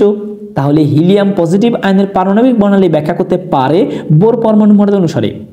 এরপরে দেখো, লিথিয়াম 2 পজিটিভ আয়ন, আমরা জানি লিথিয়ামের ইলেকট্রন 3টা, সেখান থেকে যদি 2টা ইলেকট্রন ত্যাগ করে তাহলে লিথিয়ামের থাকবে আর একটা ইলেকট্রন, তার মানে লিথিয়াম 2 পজিটিভ ব্যাখ্যা করতে পারে। এরপর বেরিলিয়াম 3 পজিটিভ ব্যাখ্যা করতে পারে, কিন্তু একের অধিক ইলেকট্রন বিশিষ্টগুলোর ক্ষেত্রে ব্যাখ্যা করতে পারে না, যার কারণে এই পরমাণু মডেলের একটা গ্রহণযোগ্যতা কমে যায়। তার মানে এক ইলেকট্রন বিশিষ্ট পরমাণুগুলোর পারমাণবিক বর্ণালী ব্যাখ্যা করতে পারলেও একের অধিক পারে না। এরপরে দেখো বন্ধুরা, আমরা আরেকটা ব্যাপার বলতে পারি যে ইলেকট্রনগুলো যখন একটা কক্ষপথ থেকে সিটকে আরেকটা কক্ষপথে যায় তখন বিভিন্ন বর্ণের পারমাণবিক বর্ণালী ব্যাখ্যা করা যায়। তো বিজ্ঞানী নিলস বোর এর তথ্য অনুসারে যে এখানে একটি মাত্র পারমাণবিক বর্ণালী ব্যাখ্যা মানে পাবার কথা, একটা মাত্র পারমাণবিক বর্ণালী পাওয়ার কথা, কিন্তু পরবর্তীতে আসলে দেখা যায় যে না, এখানে আসলে একটি মাত্র পারমাণবিক বর্ণালী পাওয়া যায় না, এখানে অসংখ্য, অর্থাৎ বেনি, আসহ, কলা, রংধনু 7 রঙের মতো পারমাণবিক বর্ণালী পাওয়া যায়। অর্থাৎ এখানে সবগুলো কালার সৃষ্টি হয়ে যায়, রংধনু 7টা রং। তোমরা জানো যে বেনি, আসহ, কলা, এখান থেকে আমরা রংধনু 7 রং মনে রাখতে পারি। বেতে হচ্ছে বেগুনি, নিতে হচ্ছে নীল, আতে হচ্ছে আসমানি, শতে হচ্ছে সবুজ, হতে হচ্ছে হলুদ, এরপরে কতে হচ্ছে কমলা, লাতে হচ্ছে লাল। এগুলো হচ্ছে বেনি, আসহ, কলা বা রংধনুর 7 রং। তো বন্ধুরা, এখান থেকে দেখো আমরা নিলস বোরের একটা ভুল পেয়ে গেলাম যে পারমাণবিক বর্ণালীগুলো একটা মাত্র রেখা পাওয়ার কথা, কিন্তু একের অধিক পাওয়া যায় পরবর্তীতে। এরপর বিজ্ঞানী নিলস বোরের সবচেয়ে আরেকটা বড় ভুল ছিল, সেটি হচ্ছে যে এই যে কক্ষপথের ধারণা দিলেও কক্ষপথগুলো আসলে কেমন হবে এই ব্যাপারটা উনি বলে যেতে পারেননি। বিজ্ঞানী নিলস বোর বলেছিলেন যে কক্ষপথগুলো আসলে বৃত্তাকার, কিন্তু পরবর্তীতে দেখা যায় যে কক্ষপথগুলো শুধুমাত্র বৃত্তাকার না, কক্ষপথগুলো কখনো উপবৃত্তাকার হয়, কক্ষপথগুলো কখনো ডাম্বেল আকৃতির হয়, কখনো ডাবল ডাম্বেল আকৃতির হয়। এই ব্যাপারটা আমি এখানে দিয়েছি একটু দেখো, এই যে এই ধরনের ব্যাপারটাকে বলা হয় ডাম্বেল আকৃতির। আবার এর মাঝে যদি আমরা আরেকটা দেই, এটাকে আমরা বলবো হচ্ছে ডাবল ডাম্বেল আকৃতির। এরকমও কক্ষপথগুলো হতে পারে, উপকক্ষপথ হতে পারে। তো এই ব্যাপারগুলো বিজ্ঞানী নিলস বোর বলে যেতে পারেননি, তার মানে এটি একটা বিজ্ঞানী নিলস বোরের সবচেয়ে বড় ভুল ছিল। তো বিজ্ঞানী নিলস বোরের সীমাবদ্ধতাগুলো তোমরা নিশ্চয়ই বুঝে গিয়েছো। তো বন্ধুরা, আমরা রাদারফোর্ড পরমাণু মডেল বুঝলাম, নিলস বোরের পারমাণবিক মডেল এবং তার সীমাবদ্ধতাগুলো বুঝলাম। এবার দেখো, নিলস বোরের পারমাণবিক মডেল এর থেকে আমরা ইলেকট্রন বিন্যাস সম্পর্কে ধারণা পাই, অর্থাৎ একটা শক্তি স্তরে ইলেকট্রনগুলো কিভাবে চলে আসে আমরা সেই ব্যাপারটা ধারণা পাই। বিজ্ঞানী নিলস বোরের পারমাণবিক মডেল থেকে আমরা কক্ষপথের ধারণা পেয়ে গেছি, সেটা আমরা জানি। তো ইলেকট্রন বিন্যাস সম্পর্কে ধারণা দেওয়ার জন্য আমি আসলে এখানে না লিখে আমি আসলে পূর্বের একটা ক্লাসের থেকে আমি দেখিয়ে দিচ্ছি। দেখো বন্ধুরা, এটিও আসলে ক্লাস 9-এর একটি করা। দেখো, আমাদের নিলস বোরের পারমাণবিক মডেলের সবচেয়ে বড় একটা সাফল্য ছিল যে কক্ষপথের ধারণা দেয়া। কক্ষপথগুলোকে উনি কে, এল, এম, এন এভাবে বিভিন্ন নামে নামকরণ করেছিলেন। এখানে কে = 1, এল = 2 এগুলো আমি বলে দিলাম পূর্বে। তো এখান থেকে একটা তথ্য তোমাদের মনে রাখতে হবে, সেটি হচ্ছে যে কোনো একটা অরবিট বা শেল বা কক্ষপথে, আমি এখানে লিখে রেখেছি, এগুলো হচ্ছে একই জিনিসের নাম। কক্ষপথের সর্বোচ্চ ইলেকট্রন ধারণ ক্ষমতা হচ্ছে 2n² সংখ্যক। এটি সূত্র, যে কোনো একটা কক্ষপথ সর্বোচ্চ 2n² সংখ্যক ইলেকট্রন নিতে পারে।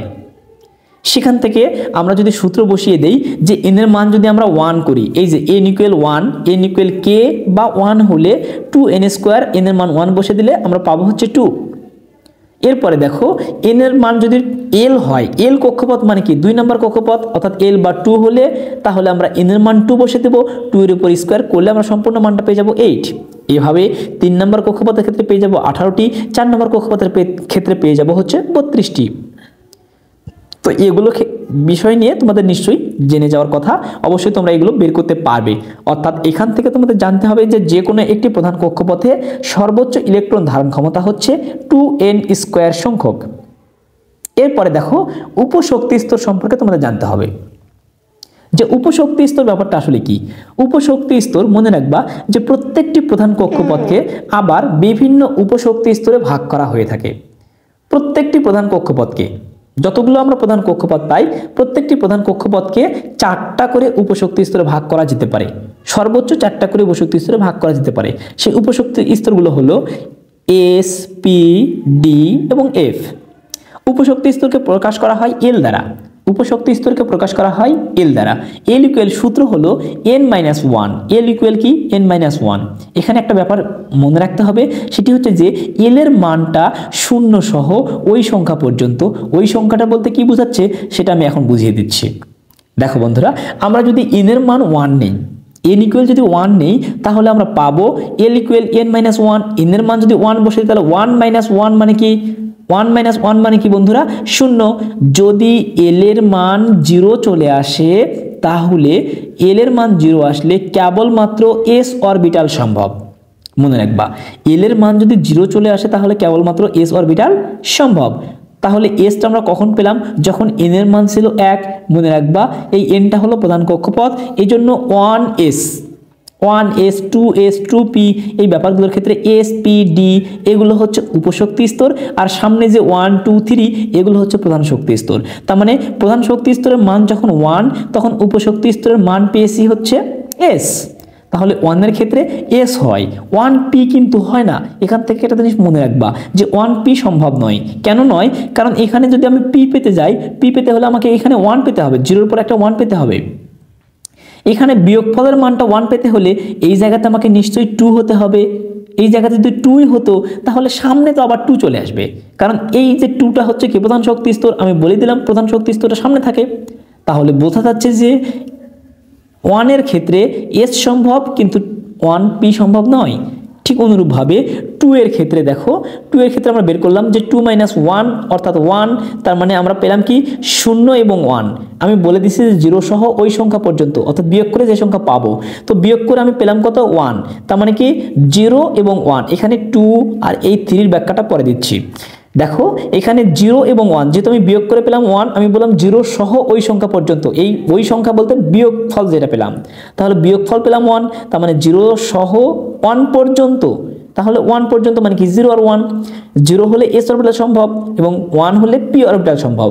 এটা আমরা কখন পেলাম? যখন আমরা n এর মান 2 নিয়েছি। তাহলে n এর মান 2 মানে কি 2s আর 2p সম্ভব। এখান থেকে আবার একটা প্রশ্ন হতে পারে 2d সম্ভব নয় কেন? ব্যাখ্যা করো। তাহলে 2d সম্ভব নয় কারণ d পেতে হলে আমাকে এখানে 2 পেতে হবে, এই যে 0, 1 এর পাশে আমাকে 2 পেতে হবে। পাশে যদি আমি 2 পেতে চাই তাহলে এখানে আমাকে বিয়োগফলের মানটা 2 হতে হবে, আর বিয়োগফলের মানটা 2 হতে হলে আমাকে এই জায়গাতে n এর মান অবশ্যই 3 হতে হবে। আর যদি n এর মান 3 হয় তাহলে তো আবার সামনে 3 চলে আসবে। তাহলে বোঝা যাচ্ছে যে 2 এর ক্ষেত্রে 2s সম্ভব, 2p সম্ভব, কিন্তু 2d সম্ভব নয়। এরপরে দেখো বন্ধুরা, এভাবে তোমরা 3 এর ক্ষেত্রে করতে পারবা যে 3 যদি n এর মান 3 বসে তাহলে 3 - 1 অর্থাৎ 2। এই 2 মানে কি ওই যে 0 সহ ওই সংখ্যা। তাহলে 0, 1, 2, 0 হলে s, 1 হলে p, 2 হলে d, এভাবে 3s, 3p, 3d। কিন্তু f সম্ভব নয়। 3 এর ক্ষেত্রে আবার f সম্ভব নয়। কেন নয়? কারণ হচ্ছে f হতে হলে এখানে 3 হতে হবে, এই যে এখানে 3 হতে হলে বিয়োগফলের মান 3 হতে হবে, আর বিয়োগফলের মান 3 হতে হলে এই জায়গাতে n এর মান আমাকে 4 হতে হবে, কারণ n এর থেকে 1 বিয়োগ করেই তো বিয়োগফলটা পেয়েছি। তাহলে আমরা বুঝলাম যে 3f-টাও সম্ভব নয়, কিন্তু 4 এর ক্ষেত্রে 4s, 4p, 4d, 4f সবগুলোই সম্ভব। এরপরে 5 এর ক্ষেত্রেও সবগুলোই সম্ভব, যেহেতু f এর বাহিরে আর কোনো অরবিটাল নেই। মনে রাখবা অরবিট এবং অরবিটাল ব্যাপারটা কিন্তু আলাদা। অরবিটাল হলো উপশক্তি স্তর আর অরবিট হলো প্রধান শক্তি স্তর। এখান থেকে প্রশ্ন করা যেতে পারে যে অরবিটাল কি বা কাকে বলে। মনে রাখবা যে ইলেকট্রনের অর্থাৎ নিউক্লিয়াসে যে অঞ্চলে ইলেকট্রন প্রাপ্তির সম্ভাবনা সর্বাধিক বা 90 থেকে 95% নিউক্লিয়াসের সেই অঞ্চলটাকেই বলা হয় অরবিটাল। এটা হচ্ছে অরবিটালের সংজ্ঞা, অর্থাৎ ইলেকট্রনগুলো সব জায়গায় পাওয়া যায় না। তাহলে অরবিটাল ব্যাপারটা কি তোমরা বুঝে গিয়েছো? তো বন্ধুরা, অরবিটালের এখান থেকে আমরা এই যে শক্তি স্তরগুলোকে এভাবে লিখতে পারি। এই ব্যাপারগুলো আসলে আমি অপোজিট পাশে ভালো করে দেখিয়ে দিয়েছি। দেখো এখান থেকে আমরা লিখতে পারি তাহলে 1s 2s 2p, যেহেতু 2d সম্ভব নয়, এরপর 3s 3p 3d, এভাবে আমরা সম্পূর্ণটা লিখলাম। লিখে আমরা উপর থেকে কেটে দেব। এখন আমরা ইলেকট্রন বিন্যাস নিয়ে একটু ধারণা আসতেছি। তাহলে উপর থেকে কেটে দেব, উপর থেকে সোজাসুজি কেটে দেব। কেটে দিলে দেখো তো আমরা এখান থেকে শুরু করে শুধুমাত্র 1s পাচ্ছি, এই জন্য আমরা 1sটাকে আগে লিখবো। এরপরে আমরা উপর থেকে এসে 2s পাচ্ছি, তারপর 2sটাকে লিখবো। এরপর উপর থেকে এসে 2p পাচ্ছি, তারপর 3s পাচ্ছি, এরপর 2p লিখবো, এরপর 3s লিখবো। এখানে এসে শেষ হয়ে গেছে, তাহলে আবার উপরে চলে যাবো। এরপরে কি 3p পাচ্ছি, তারপরে কি পাচ্ছি 4s পাচ্ছি, 3p এর পরে কি পাচ্ছি 4s পাচ্ছি, তারপরে 3d পাচ্ছি। এগুলো কিন্তু ইলেকট্রন প্রাপ্তির সম্ভাবনা বা ইলেকট্রন কে আগে পাবে কে পরে পাবে, উপশক্তি স্তর সম্পর্কে ধারণা পেলেই তোমরা আসলে এই ব্যাপারটা বুঝতে পারবা। তো উপশক্তি স্তর সম্পর্কে আরেকটু ধারণা তোমাদের নেওয়া দরকার, সেটি হচ্ছে যে কোনো একটি অরবিটাল কি পরিমাণ ইলেকট্রন নিতে পারে, আমরা সেই ব্যাপারটা একটু বলেই যাই। দেখো যে কোনো একটি অরবিটাল সর্বোচ্চ 2 × 12 + L সংখ্যক ইলেকট্রন নিতে পারে। যে কোনো একটি অরবিটাল, এটা হচ্ছে সূত্র, যে কোনো একটা অরবিটাল সর্বোচ্চ 2 × 12 + 1 সংখ্যক ইলেকট্রন নিতে পারে। এখান থেকে দেখো আমরা যদি আমরা বসিয়ে দেই, আমরা জানি যে এস এর ক্ষেত্রে এল এর মান 0 পেয়েছিলাম, পি এর ক্ষেত্রে 1 পেয়েছিলাম, ডি এর ক্ষেত্রে 2 পেয়েছিলাম, এফ এর ক্ষেত্রে 3 পেয়েছিলাম। তাহলে এস এর মান যদি আমরা বসিয়ে দেই, দেখো আমরা এস অরবিটালের ক্ষেত্রে এল এর মানটা বসে দিলাম 0, বসে দিয়ে সম্পূর্ণ মানটা হিসাব করে আমরা 2 পেয়েছি। তার মানে এস অরবিটালের সর্বোচ্চ ইলেকট্রন ধারণ ক্ষমতা 2টা। আবার দেখো পি অরবিটালের সর্বোচ্চ ইলেকট্রন ধারণ ক্ষমতা 6টা, আমরা এল এর মান 1 বসে দিয়ে করেছি। তোমরা এগুলো করে নিবে। এরপর ডির ক্ষেত্রে পাবো 10টা, এফ এর ক্ষেত্রে পাবো 14টা। এটা তোমরা নিশ্চয়ই জানো এবং তোমরা বের করতে পারবে। তো বন্ধুরা, আমরা এগুলো হচ্ছে উপশক্তি স্তর সম্পর্কে ধারণা। তো উপশক্তি স্তরের আগে আমরা আসলে শক্তি স্তর কে আগে ইলেকট্রন পাই কে পরে ইলেকট্রন পাই সেই ব্যাপারটি আরেকবার একটু দেখে নেই। দেখো এই ব্যাপারটাকে আমরা দেখার চেষ্টা করি। খেয়াল করো, এখানে আমাদের এই যে শক্তি স্তরগুলো এভাবে আমরা সাজিয়ে নিয়েছি, কাকে আগে পাচ্ছি কাকে পরে পাচ্ছি। এখানে আমরা পেয়ে যাচ্ছি যে 1s, তারপরে 2s, তারপর 2p, তারপর 3s, তারপর 3p, তারপর 3d বাদে 4s, তারপর হচ্ছে 3d। এই ব্যাপারটা একটু ব্যতিক্রম, এবং এখানে ব্যতিক্রম না, এর পিছনে যৌক্তিক ব্যাখ্যা আছে। এটি আসলে বিজ্ঞানী আউফবাউ এর নীতি অনুসারে এখানে ইলেকট্রনটা 4s আগে পায়, তারপর 3d পায়। এই ব্যাপারটা আমি বিস্তারিত ব্যাখ্যা করতেছি। তাহলে দেখো এই যে ব্যাপারগুলোকে আমরা একটু সহজে মনে রাখতে পারি। ss, ps, ps, dps, dps, fdps, fdps। কিভাবে মনে রাখতে পারি? যে শোনো শোনো প্রিয় শোনো প্রিয় শোনো, ডিপিএস খোলো ডিপিএস খোলো, খোলোটা অতিরিক্ত। এরপরে কি এফডিপিএস খোলো অতিরিক্ত, এরপর এফডিপিএস খোলো অতিরিক্ত। খুব সুন্দরভাবে এই ব্যাপারগুলো আমরা কিন্তু মনে রাখতে পারি যে শোনো শোনো প্রিয় শোনো প্রিয় শোনো, ডিপিএস খোলো ডিপিএস খোলো, এফডিপিএস খোলো এফডিপিএস খোলো। এখান থেকে আমরা বুঝতে পারি যে যে কোনো একটি শক্তি স্তরের মাঝে কে আগে ইলেকট্রন নিতে পারে কে পরে ইলেকট্রন নিতে পারে। তো এই ব্যাপারটা আসলে এভাবে না শিখে আমরা আউফবাউ নীতি অনুসারে শিখতে পারি। বিজ্ঞানী আউফবাউ একটা নীতি দিয়েছিলেন, উনি বলেছিলেন যে ইলেকট্রন সমূহ বিভিন্ন অরবিটাল সমূহের মধ্যে প্রথমে নিম্নতর শক্তি স্তর পূর্ণ করবে এবং তারপর পর্যায়ক্রমে উচ্চতর শক্তি স্তরের দিকে ধাবিত হবে। তো এখানে নিম্নতর শক্তি স্তর বলতে কি বোঝায় এবং উচ্চতর শক্তি স্তর বলতে কি বোঝায় এই ব্যাপারটি আমরা একটু আলোচনা করি। দেখো এই ক্ষেত্রে 3d এবং 4s আমরা যদি ইলেকট্রন বিন্যাস করি, আমরা এখন ইলেকট্রন বিন্যাসে একটু চলে যাই। ইলেকট্রন বিন্যাসটা করলে তোমরা একটু ভালো বুঝবা। দেখো আমরা যদি হিলিয়ামের হাইড্রোজেনের ইলেকট্রন বিন্যাস করি, আমরা জানি হাইড্রোজেনের মোট ইলেকট্রন সংখ্যা হলো একটা, যেহেতু প্রোটন সংখ্যা ইলেকট্রন সংখ্যা সমান, যেহেতু প্রোটন সংখ্যা 1 তাই হাইড্রোজেনের ইলেকট্রন সংখ্যা 1। 1s আগে লিখবো। 1s সর্বোচ্চ নিতে পারে 2টা, সেখান থেকে আমরা s কে একটা দেব। এখানে সর্বোচ্চ কথার অর্থ হচ্ছে যে 2টার বেশি নিতে পারবে না, কিন্তু 2টার কম থাকলে নিতে পারবে। আবার এই যে p সর্বোচ্চ 6টা নিতে পারবে, অর্থটা হচ্ছে যে 6টার বেশি নিতে পারবে না, কিন্তু 6টার কম থাকলে নিতে পারবে। এভাবে তোমরা নিতে পারো বা ব্যাখ্যা করতে পারো। তাহলে দেখো আমরা লিথিয়ামের ইলেকট্রন বিন্যাস করলে কিভাবে করব, যে 1s সর্বোচ্চ 2টা নিতে পারে, আমি s কে আবার 3টা দিয়ে দেবো, ব্যাপারটা কিন্তু এমন নয়। s কে 2টা দিয়ে আমাকে পরবর্তী ইলেকট্রনটা 2s কে দিতে হবে। এভাবে সোডিয়ামের ইলেকট্রন বিন্যাস 1s2 2s2 2p6 এরপরে 3s1, কারণ আমার কাছে ইলেকট্রন বাকি আছে একটা, অর্থাৎ আমি এগুলো নতুন করে একটু করে দেখাচ্ছি আরো কিছু। ধরো এবার আমরা অ্যালুমিনিয়ামের ইলেকট্রন বিন্যাস করব। তাহলে অ্যালুমিনিয়ামের ইলেকট্রন বিন্যাস করলে আমরা কি পাচ্ছি দেখো, আমরা জানি অ্যালুমিনিয়ামের পারমাণবিক সংখ্যা 13, তার মানে ইলেকট্রন সংখ্যা 13। 1s2 দুটো নিতে পারে, দিলাম, যেহেতু আমার কাছে 13টা ইলেকট্রন আছে। এরপরে 2s2, এরপরে 2p6, যেহেতু p সর্বোচ্চ ছড়া নিতে পারে।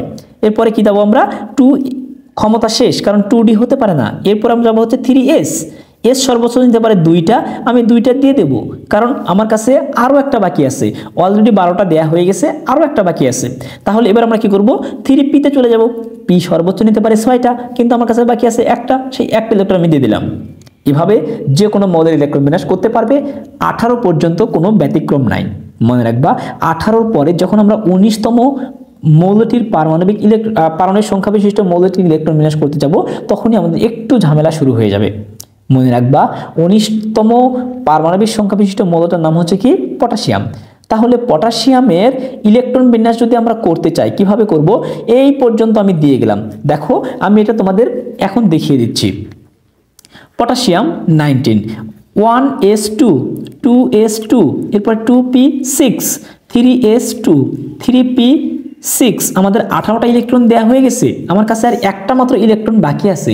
এই একটা ইলেকট্রন আমরা কি করব, এই যে দেখো 3d আছে এর অরবিটাল আছে 4s, এই দুটার মাঝে আমি আসলে কাকে আগে ইলেকট্রন দেব। আমরা যদি এই যে শক্তি স্তরের এই ব্যাখ্যাটা দেখি, তাহলে আমরা পাই যে 3p-র পরে 4s ইলেকট্রন পাই, তারপরে 3d ইলেকট্রন পাই। কিন্তু আমরা এভাবে ব্যাখ্যাটা না শিখে আমরা একটু আউফবাউ নীতি অনুসারে শিখব। ব্যাপারটা কেমন, যে 3d এবং 4s এর ক্ষেত্রে n+l এর মান হিসাব করব। এটি আসলে আউফবাউ নীতি, যে n+l এর মান হিসাব করে দেখতে হবে। যার n+l এর মান কম হবে সে আগে ইলেকট্রন পাবে, যার n+l এর মান বেশি হবে সে পরে ইলেকট্রন পাবে। তাহলে 3d-র ক্ষেত্রে যদি আমরা একবার বের করি, আরেকবার 4s এর ক্ষেত্রে বের করি, দেখো একটু বুঝবার চেষ্টা করো। 3 এখানে n এর মানটা আমরা জানি যে সামনেটা হলো n এর মান, তাহলে n এর মান হলো 3 যোগ d এর ক্ষেত্রে l এর মান কত বন্ধুরা, 2। কারণ আমি বলেছিলাম যে s = 0, p = 1, d = 2, f = কত, 3। তাহলে দেখো আমরা এখানে 3 + 2 পাচ্ছি, অর্থাৎ 5 পেয়ে যাচ্ছি। এরপরে 4s এর ক্ষেত্রে n এর মান হচ্ছে 4 প্লাস s এর মান কত, 0, তার মানে পাচ্ছি কত, 4। n+l এর মান যার কম পাবো সে আগে ইলেকট্রন পাবে, এটি আউফবাউ নীতি। তাহলে সেই হিসাব মতে 4s আগে ইলেকট্রন পায়, এই জন্য আমরা 3d এবং 4s এর মাঝে আগে 4s কে ইলেকট্রন দেব। যেহেতু পটাশিয়ামের আর একটা ইলেকট্রন বাকি আছে, তাই ওই একটা ইলেকট্রন 3d কে না দিয়ে 4s কে দেয়া হলো। এটি কিন্তু মোস্ট ইম্পর্টেন্ট একটা এমসিকিউ, যে পটাশিয়ামের 19তম ইলেকট্রনটি 3d-তে না গিয়ে 4s-এ যায় কেন, ব্যাখ্যা করো। এটি খ নাম্বারও চলে আসতে পারে, গ নাম্বারও চলে আসতে পারে, তাই অবশ্যই ব্যাখ্যাটা ভালোভাবে মনে রাখবে। এরপর দেখো বন্ধুরা, তোমরা যে কোনো মৌলের পারমাণবিক ইলেকট্রন বিন্যাস এবার তোমরা করতে পারবে। আমি আরেকটা দেখিয়ে দিচ্ছি, স্ক্যান্ডিয়াম পারমাণবিক সংখ্যা হচ্ছে 21। তাহলে 1s2, 2s2, 2p6, 3s2, এরপরে 3p6, এরপরে 3d এবং কি 4s। আমি জানি এই দুইটার মধ্যে কি আগে ইলেকট্রন পাবে, 4s। আমি দিলাম 2টা, যেহেতু আমার কাছে ইলেকট্রন বাকি আছে আরও একটা, তাই আমি একে 2টা দিয়ে দিলাম।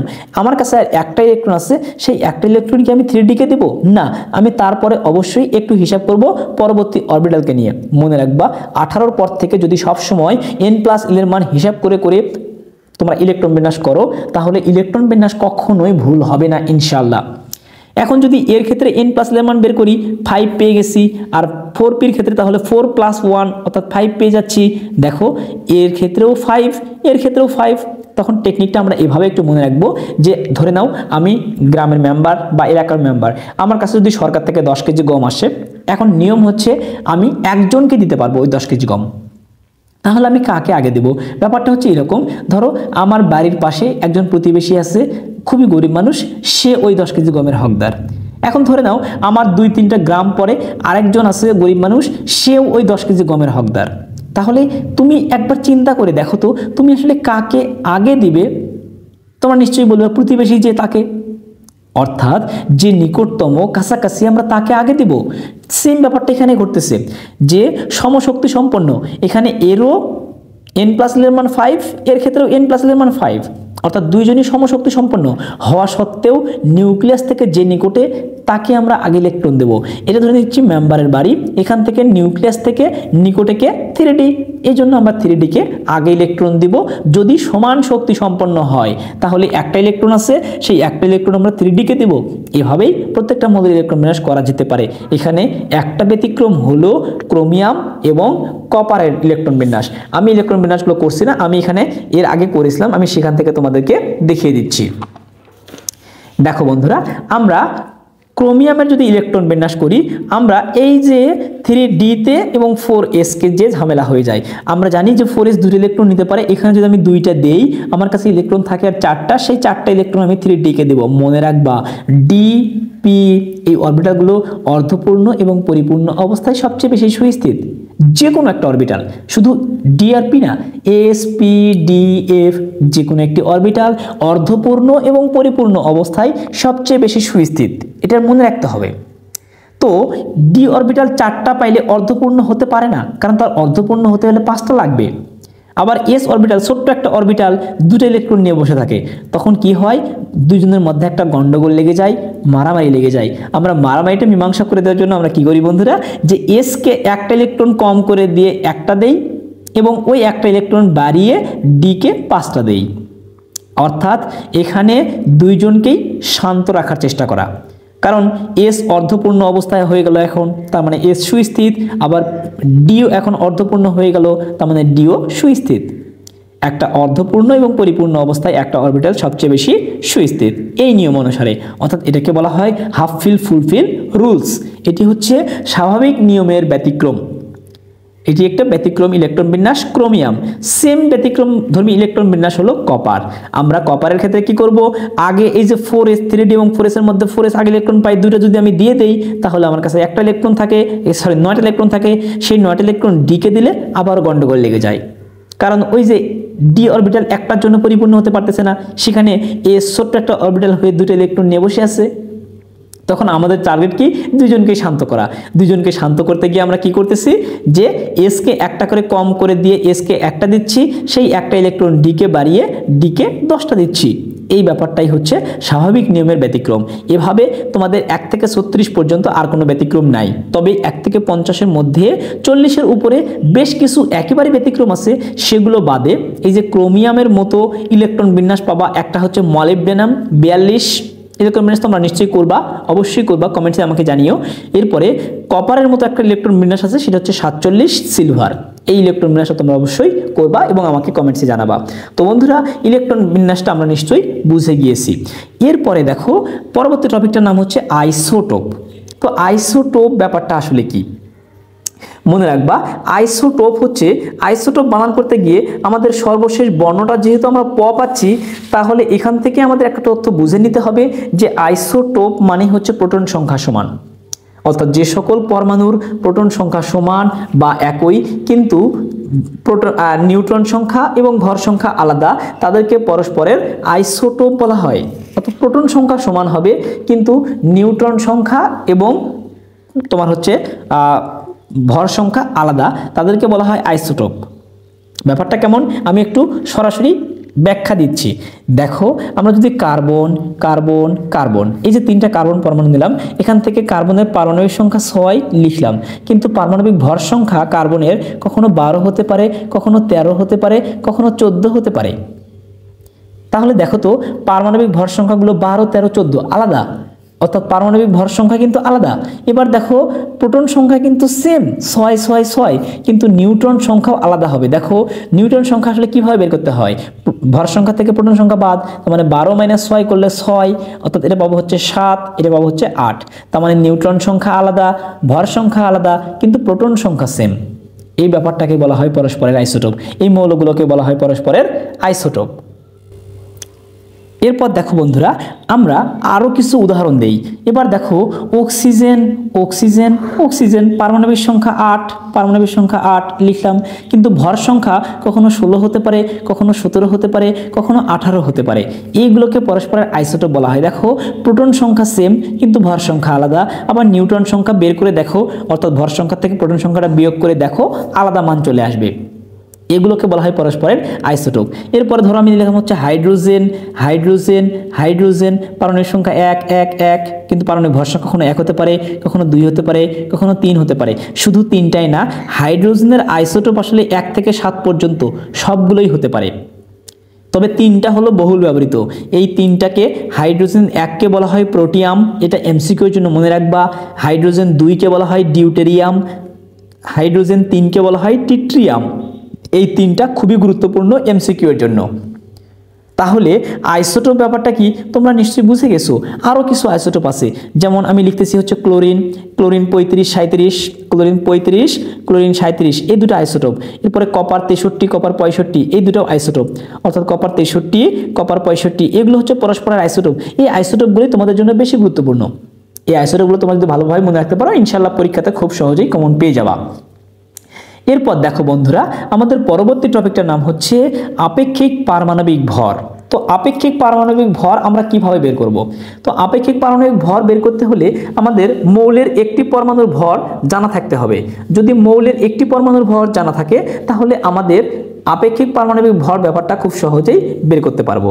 তো মৌলের একটি পরমাণুর ভর আসলে কিভাবে বের করা হয় মনে রাখবা। মৌলের একটি পরমাণুর ভর হলো অ্যাভোগাড্রো সংখ্যা কি, মৌলের যে মূল ভর, সেই মূল ভরটাকে অ্যাভোগাড্রো সংখ্যা দিয়ে ভাগ করলে মৌলের একটি পরমাণুর ভর পেয়ে যাব। তো একটি পরমাণুর ভরকে যদি আমরা অ্যাভোগাড্রো সংখ্যা দিয়ে ভাগ করি, তাহলে আমরা মৌলের মোট ভর ধরে নিলাম। অ্যালুমিনিয়ামের মোট ভর হচ্ছে 13। এই 13টাকে যদি আমরা অ্যাভোগাড্রো সংখ্যা দিয়ে ভাগ করি, অ্যাভোগাড্রো সংখ্যাটা কত? 6.023 × 10⁻23, এটা দিয়ে ভাগ করি, তাহলে আমরা তোমার হচ্ছে অ্যালুমিনিয়ামের একটি পরমাণুর ভর পেয়ে যাব। আর অ্যালুমিনিয়ামের যদি একটি পরমাণুর ভর পেয়ে যাই, তাহলে আমরা অ্যালুমিনিয়ামের গড় আপেক্ষিক পারমাণবিক ভর নির্ণয় করতে পারবো।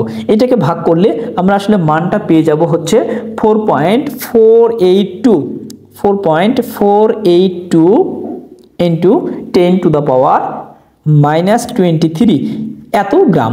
এই ব্যাপারটাকে, এটা হচ্ছে একটা পরমাণুর ভর, আর একটা পরমাণুর ভর দেয়া থাকলে আমরা এর গড় আপেক্ষিক পারমাণবিক ভর নির্ণয় করতে পারবো। কারণ গড় আপেক্ষিক পারমাণবিক ভর ইকুয়াল সূত্র হলো, তোমাদের বইয়ের সূত্রটি দেওয়া আছে, তোমরা অবশ্যই সূত্রটা বই থেকে একটু দেখে নিবে। দেখো তোমরা বইয়ে দেখবে যে বইয়ের পেজ নাম্বার হচ্ছে 51, এটা বের করলে তোমরা খুব সহজেই বুঝে যাবে।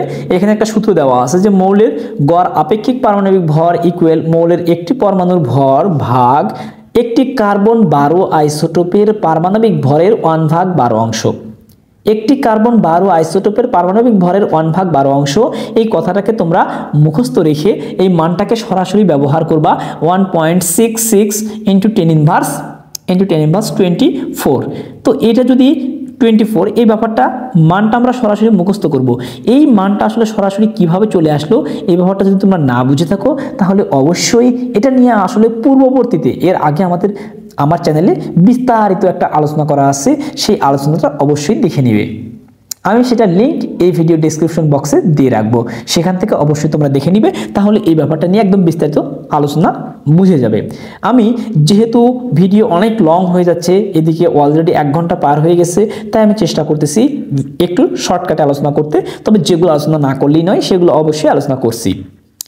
এরপরে দেখো বন্ধুরা, আমাদের এভাবে যে কোনো একটা মৌলের যদি একটা পরমাণুর ভর দেওয়া থাকে, তাহলে আমরা গড় আপেক্ষিক পারমাণবিক ভর নির্ণয় করতে পারবো। কিভাবে? যে ধরে নিলাম যে মৌলের একটি পরমাণুর ভর, মানে অ্যালুমিনিয়ামের একটা পরমাণুর ভর দেওয়া আছে এত, এটাকে যদি আমরা এই সংখ্যাটাতে ভাগ করি, অর্থাৎ 1.66 × 10⁻24 দিয়ে ভাগ করি, তাহলে দেখবে আমাদের মানটা চলে আসবে হচ্ছে 27। এখানে হচ্ছে পারমাণবিক ভর সংখ্যা 27 হবে। দেখবা আমাদের মানটা চলে আসবে 27, অর্থাৎ আমরা একটা পরমাণুর ভর জানা থাকলে আপেক্ষিক পারমাণবিক ভর বের করতে পারি। এরপর দেখো বন্ধুরা, শতকরা থেকে, অর্থাৎ শতকরা পরিমাণ দেওয়া যদি থাকে, অর্থাৎ একটা আইসোটোপের শতকরা পরিমাণ দেওয়া থাকবে, সেখান থেকে গড় আপেক্ষিক পারমাণবিক ভর নির্ণয় করবে। তাহলে কিভাবে নির্ণয় করব, ব্যাপারটা একটু বুঝবার চেষ্টা করো। ব্যাপারটা আমরা তোমাদের বইয়ের একটা অঙ্ক দেওয়া আছে, যে এরকম অঙ্কটা, যে প্রকৃতিতে ক্লোরিনের দুটি আইসোটোপ যথাক্রমে ক্লোরিন 35 ক্লোরিন 37, আমরা লিখতেছি যে প্রকৃতিতে ক্লোরিনের দুটি আইসোটোপ, সেটা হচ্ছে ক্লোরিন 35 আর একটা হচ্ছে ক্লোরিন 37, এই দুটো হচ্ছে ক্লোরিনের দুটি আইসোটোপ। এই দুইটা আইসোটোপের শতকরা পরিমাণ যথাক্রমে, অর্থাৎ ক্লোরিন 35-এর শতকরা পরিমাণ হচ্ছে 75% এবং ক্লোরিন 37-এর শতকরা পরিমাণ হচ্ছে 25% হলে ক্লোরিনের গড় আপেক্ষিক পারমাণবিক ভর নির্ণয় করো। তো গড় আপেক্ষিক পারমাণবিক ভর নির্ণয় করতে হলে আমাদের একটা সূত্র জানতে হবে। সূত্রটা হলো যে গড় আপেক্ষিক পারমাণবিক ভর এ, গড় আপেক্ষিক পারমাণবিক ভরটাকে এ দ্বারা প্রকাশ করা হয়, A equal PM plus QN plus R O, অর্থাৎ যদি 3টা থাকে, তোমাদের বই আসলে 2টা দিয়ে দেওয়া আছে, তবে যদি 3টা চলে আসে তাহলে 3টা থাকলে আমরা আর ও পর্যন্ত নিতে পারি। তো এখানে একটু পরিচিত হওয়া আগে ব্যাপারটা। দেখো এখানে পিটা হলো একটা আইসোটোপ, ভালো করে মনে রাখবা, এখানে পি হলো একটি আইসোটোপ, ওই আইসোটোপের শতকরা পরিমাণটা হলো এম, অর্থাৎ যে আইসোটোপকে আমরা পি ধরবো সেই আইসোটোপের শতকরা পরিমাণটাকে আমাদের এম ধরতে হবে। আবার যে আইসোটোপকে আমরা কিউ ধরবো সেই আইসোটোপের শতকরা পরিমাণকে ধরবো এন। আবার যে আইসোটোপকে আর ধরবো সেই আইসোটোপের শতকরা পরিমাণকে ও ধরবো। তো আমরা এই অঙ্কটা একটু সমাধান করার চেষ্টা করি। দেখো প্রকৃতিতে ক্লোরিনের দুটি আইসোটোপ, ক্লোরিন 35-37, তাহলে আমরা ধরে নিব, এগুলো তোমরা করবা এভাবে যে ধরি ক্লোরিন 35-এর শতকরা পরিমাণ, ক্লোরিন 35 এর শতকরা পরিমাণটাকে আমরা ধরে নিলাম হচ্ছে, ক্লোরিন 35 আইসোটোপকে আমরা ধরে নিলাম হচ্ছে পি, অর্থাৎ পি ইকুয়াল আমরা ধরে নিচ্ছি এখানে কত 35, অর্থাৎ ক্লোরিন 35-এর আমি বলে দিলাম যে পি কিউ আর এগুলো হচ্ছে আইসোটোপ, এই আইসোটোপ তাহলে 35টাকে আমরা ধরে নিলাম পি। আবার তাহলে যে আইসোটোপকে আমি পি ধরবো সেই আইসোটোপের শতকরা পরিমাণকে কি ধরতে হবে, এম ধরতে হবে, এম। তাহলে এম এর মানটা কত হবে বন্ধুরা, এম এর মান তাহলে 35-এর শতকরা পরিমাণ কত, এই যে 75%, তাহলে এম এর মান ধরে নিব 75%। এরপরে দেখো তাহলে কিউ এর মানটা কত ধরবো, বাকি আর একটা আইসোটোপ আছে 37, তাহলে এটাকে আমরা ধরবো 37, এবং তাহলে এর পরিমাণটাকে ধরবো এন, এন এর মানটা তাহলে কত হচ্ছে, এন এর মানটা হবে 25%। এখন আমাদের সূত্র কি, যে P M plus Q N plus R O ভাগ হচ্ছে 100, এটি হচ্ছে সূত্র। তাহলে আমরা এই অঙ্কের ক্ষেত্রে যেহেতু 3টা নাই তাই আমরা এই অংশটা বাদ দিলাম, তাহলে পির জায়গাতে পির মানটা বসে দিলাম 35 ইন্টু এম এর মান হচ্ছে কত 75, এটুকু করে দিলাম। এরপরে যোগ কিউ এর মান হচ্ছে কত বন্ধুরা 37, এর সঙ্গে এন এর মানটা হচ্ছে কত বন্ধুরা 25 ভাগ কত হচ্ছে 100। এই মানটাকে আমরা যদি ক্যালকুলেশন করি, আমি ক্যালকুলেশনটা করে দেখাচ্ছি, তোমরা অবশ্যই ভালোভাবে দেখবে। দেখো বন্ধুরা, আমরা 35 ইন্টু 75 এটুকু করলে আমরা মান পাচ্ছি হলো 2625, অর্থাৎ 2625, এর সাথে আমরা করব 37 ইন্টু 25, এই মানটা আমরা পাচ্ছি হলো 925, এই মানটা আমরা পাচ্ছি কত 925। এই যে দুইটা আমরা যোগ করব এবং 100 দ্বারা ভাগ করব, তাহলে 925 যোগ আমাদের পূর্বের অ্যান্সারটা কত ছিল যে 2625। তাহলে আমরা পাচ্ছি উপরে এই যে সম্পূর্ণ মানটা উপরে পাচ্ছি হলো 3550 ভাগ 100, এটুকু যদি আমরা ভাগ করে নেই তাহলে আমরা সম্পূর্ণ মানটা পেয়ে যাব হচ্ছে 35.5। এটাই হচ্ছে ক্লোরিনের গড় আপেক্ষিক পারমাণবিক ভর বা ক্লোরিনের আপেক্ষিক পারমাণবিক ভর। দেখো শতকরা পরিমাণ থেকে আমরা গড় আপেক্ষিক পারমাণবিক ভরটা বের করে ফেললাম। এভাবেই আমরা একটি মৌলের গড় আপেক্ষিক পারমাণবিক ভরটা বের করতে পারি। তো এখান থেকে তোমাদের আরও একটা প্রশ্ন হতে পারে, সেটি হচ্ছে যদি গড় আপেক্ষিক পারমাণবিক ভর দেওয়া না থাকে, গড় আপেক্ষিক পারমাণবিক ভর বের করতে বলে, গড় আপেক্ষিক পারমাণবিক ভরটা দেওয়া থাকবে, দেওয়া থাকার পরে আমাকে বের করতে বলবে যে শতকরা পরিমাণটা নির্ণয় করো। এরকমও একটা অঙ্ক তোমাদের বইয়ে দেওয়া আছে, সেটি হচ্ছে যে প্রকৃতিতে দুইটি আইসোটোপ যথাক্রমে, প্রকৃতিতে কপারের দুটি আইসোটোপ যথাক্রমে কপার 63 একটা দেয়া আছে, কপার 65 একটা দেয়া আছে, কপার 65 একটা দেয়া আছে, এবং তাদের গড় আপেক্ষিক পারমাণবিক ভর অর্থাৎ এ এর মান দেয়া আছে 63.5। এবার দেখো গড় আপেক্ষিক পারমাণবিক ভরের মানটা দেওয়া আছে, এখন তাহলে আমাকে বের করতে বলবে কি, যে আমাকে বের করতে হবে এর শতকরা পরিমাণ। তাহলে ওই তো আমরা এ ইকুয়াল সূত্র কি জানি, এ ইকুয়াল সূত্র জানি হচ্ছে P M plus Q N ভাগ কত 100।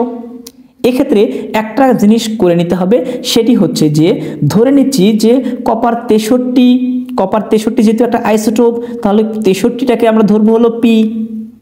এখন এর শতকরা পরিমাণ যেহেতু দেওয়া নাই, তাহলে আমরা কি করব, যে এম এর মানটা আমরা ধরে নেব এক্স, লিখব যে ধরি কপার 63 এর শতকরা পরিমাণ হচ্ছে কত বন্ধুরা এক্স, কপার 63 এর শতকরা পরিমাণটাকে আমরা ধরে নেব এক্স।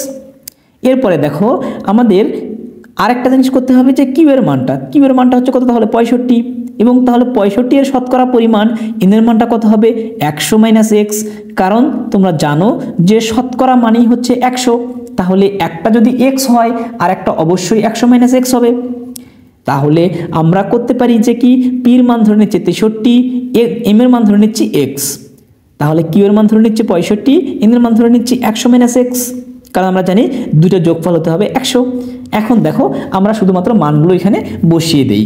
এখানে দেখো এ এর মান হচ্ছে কত 63.5 ইকুয়াল পির মানটা কত বন্ধুরা, পির মানটা আমরা পাইছি কত 63, তো 63 ইন্টু তার সাথে কি হবে x, সরি আমি এখন এই ইন্টুটা দিই তাহলে তোমাদের জন্য বুঝতে ভালো হবে, কারণ x এবং ইন্টু একই রকম হয়ে যাচ্ছে।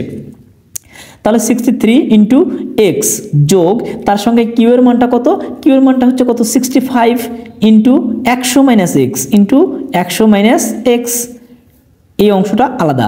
দেখো বন্ধুরা, তাহলে আমরা যদি এটিকে আমরা কি করতে পারি 100 দ্বারা ভাগ। এখন আমরা এই পাশে মানটা 63.5 আসে, এখান থেকে ভালো করে একটু বোঝো এই জায়গাটা। দেখো 63 ইন্টু এক্স মানে কি 63x আমরা বলতে পারি, তার মানে 63x মাইনাস এখানে 65 গুণন 100 - x আছে, তাহলে আমরা কি করব 65কে গুণ করে দেব, তাহলে 65 গুণন 100 তার মানে 6500 অর্থাৎ 6500 মাইনাস 65 ইন্টু এক্স মানে কত 65x ভাগ আমরা পাচ্ছি কত 100। এইটুকু আলাদা অঙ্ক, এইটুকু আলাদা, আমরা অঙ্কটা সমাধান করি। এরপরে দেখো তাহলে উপরে আমাদের মানটা চলে আসতেছে 63x আর মাইনাস 65x তার মানে -2x, তাহলে এখানে আমাদের সম্পূর্ণ মানটা চলে আসতেছে, ও সরি এখানে 6500 আগে প্লাস হবে, কারণ হচ্ছে এই যে প্লাস এবং এর সামনে কিছু নেই মানে প্লাস আছে। তাহলে আমরা পাচ্ছি কত যে 6500 মাইনাস 2x ভাগ 100, এ পাশে পাচ্ছি আমরা কত 63.5। এবার যদি আমরা বজ্র গুণন করে নেই অর্থাৎ কোনাকানি গুণ করে নেই, তাহলে আমরা পাবো হচ্ছে 6500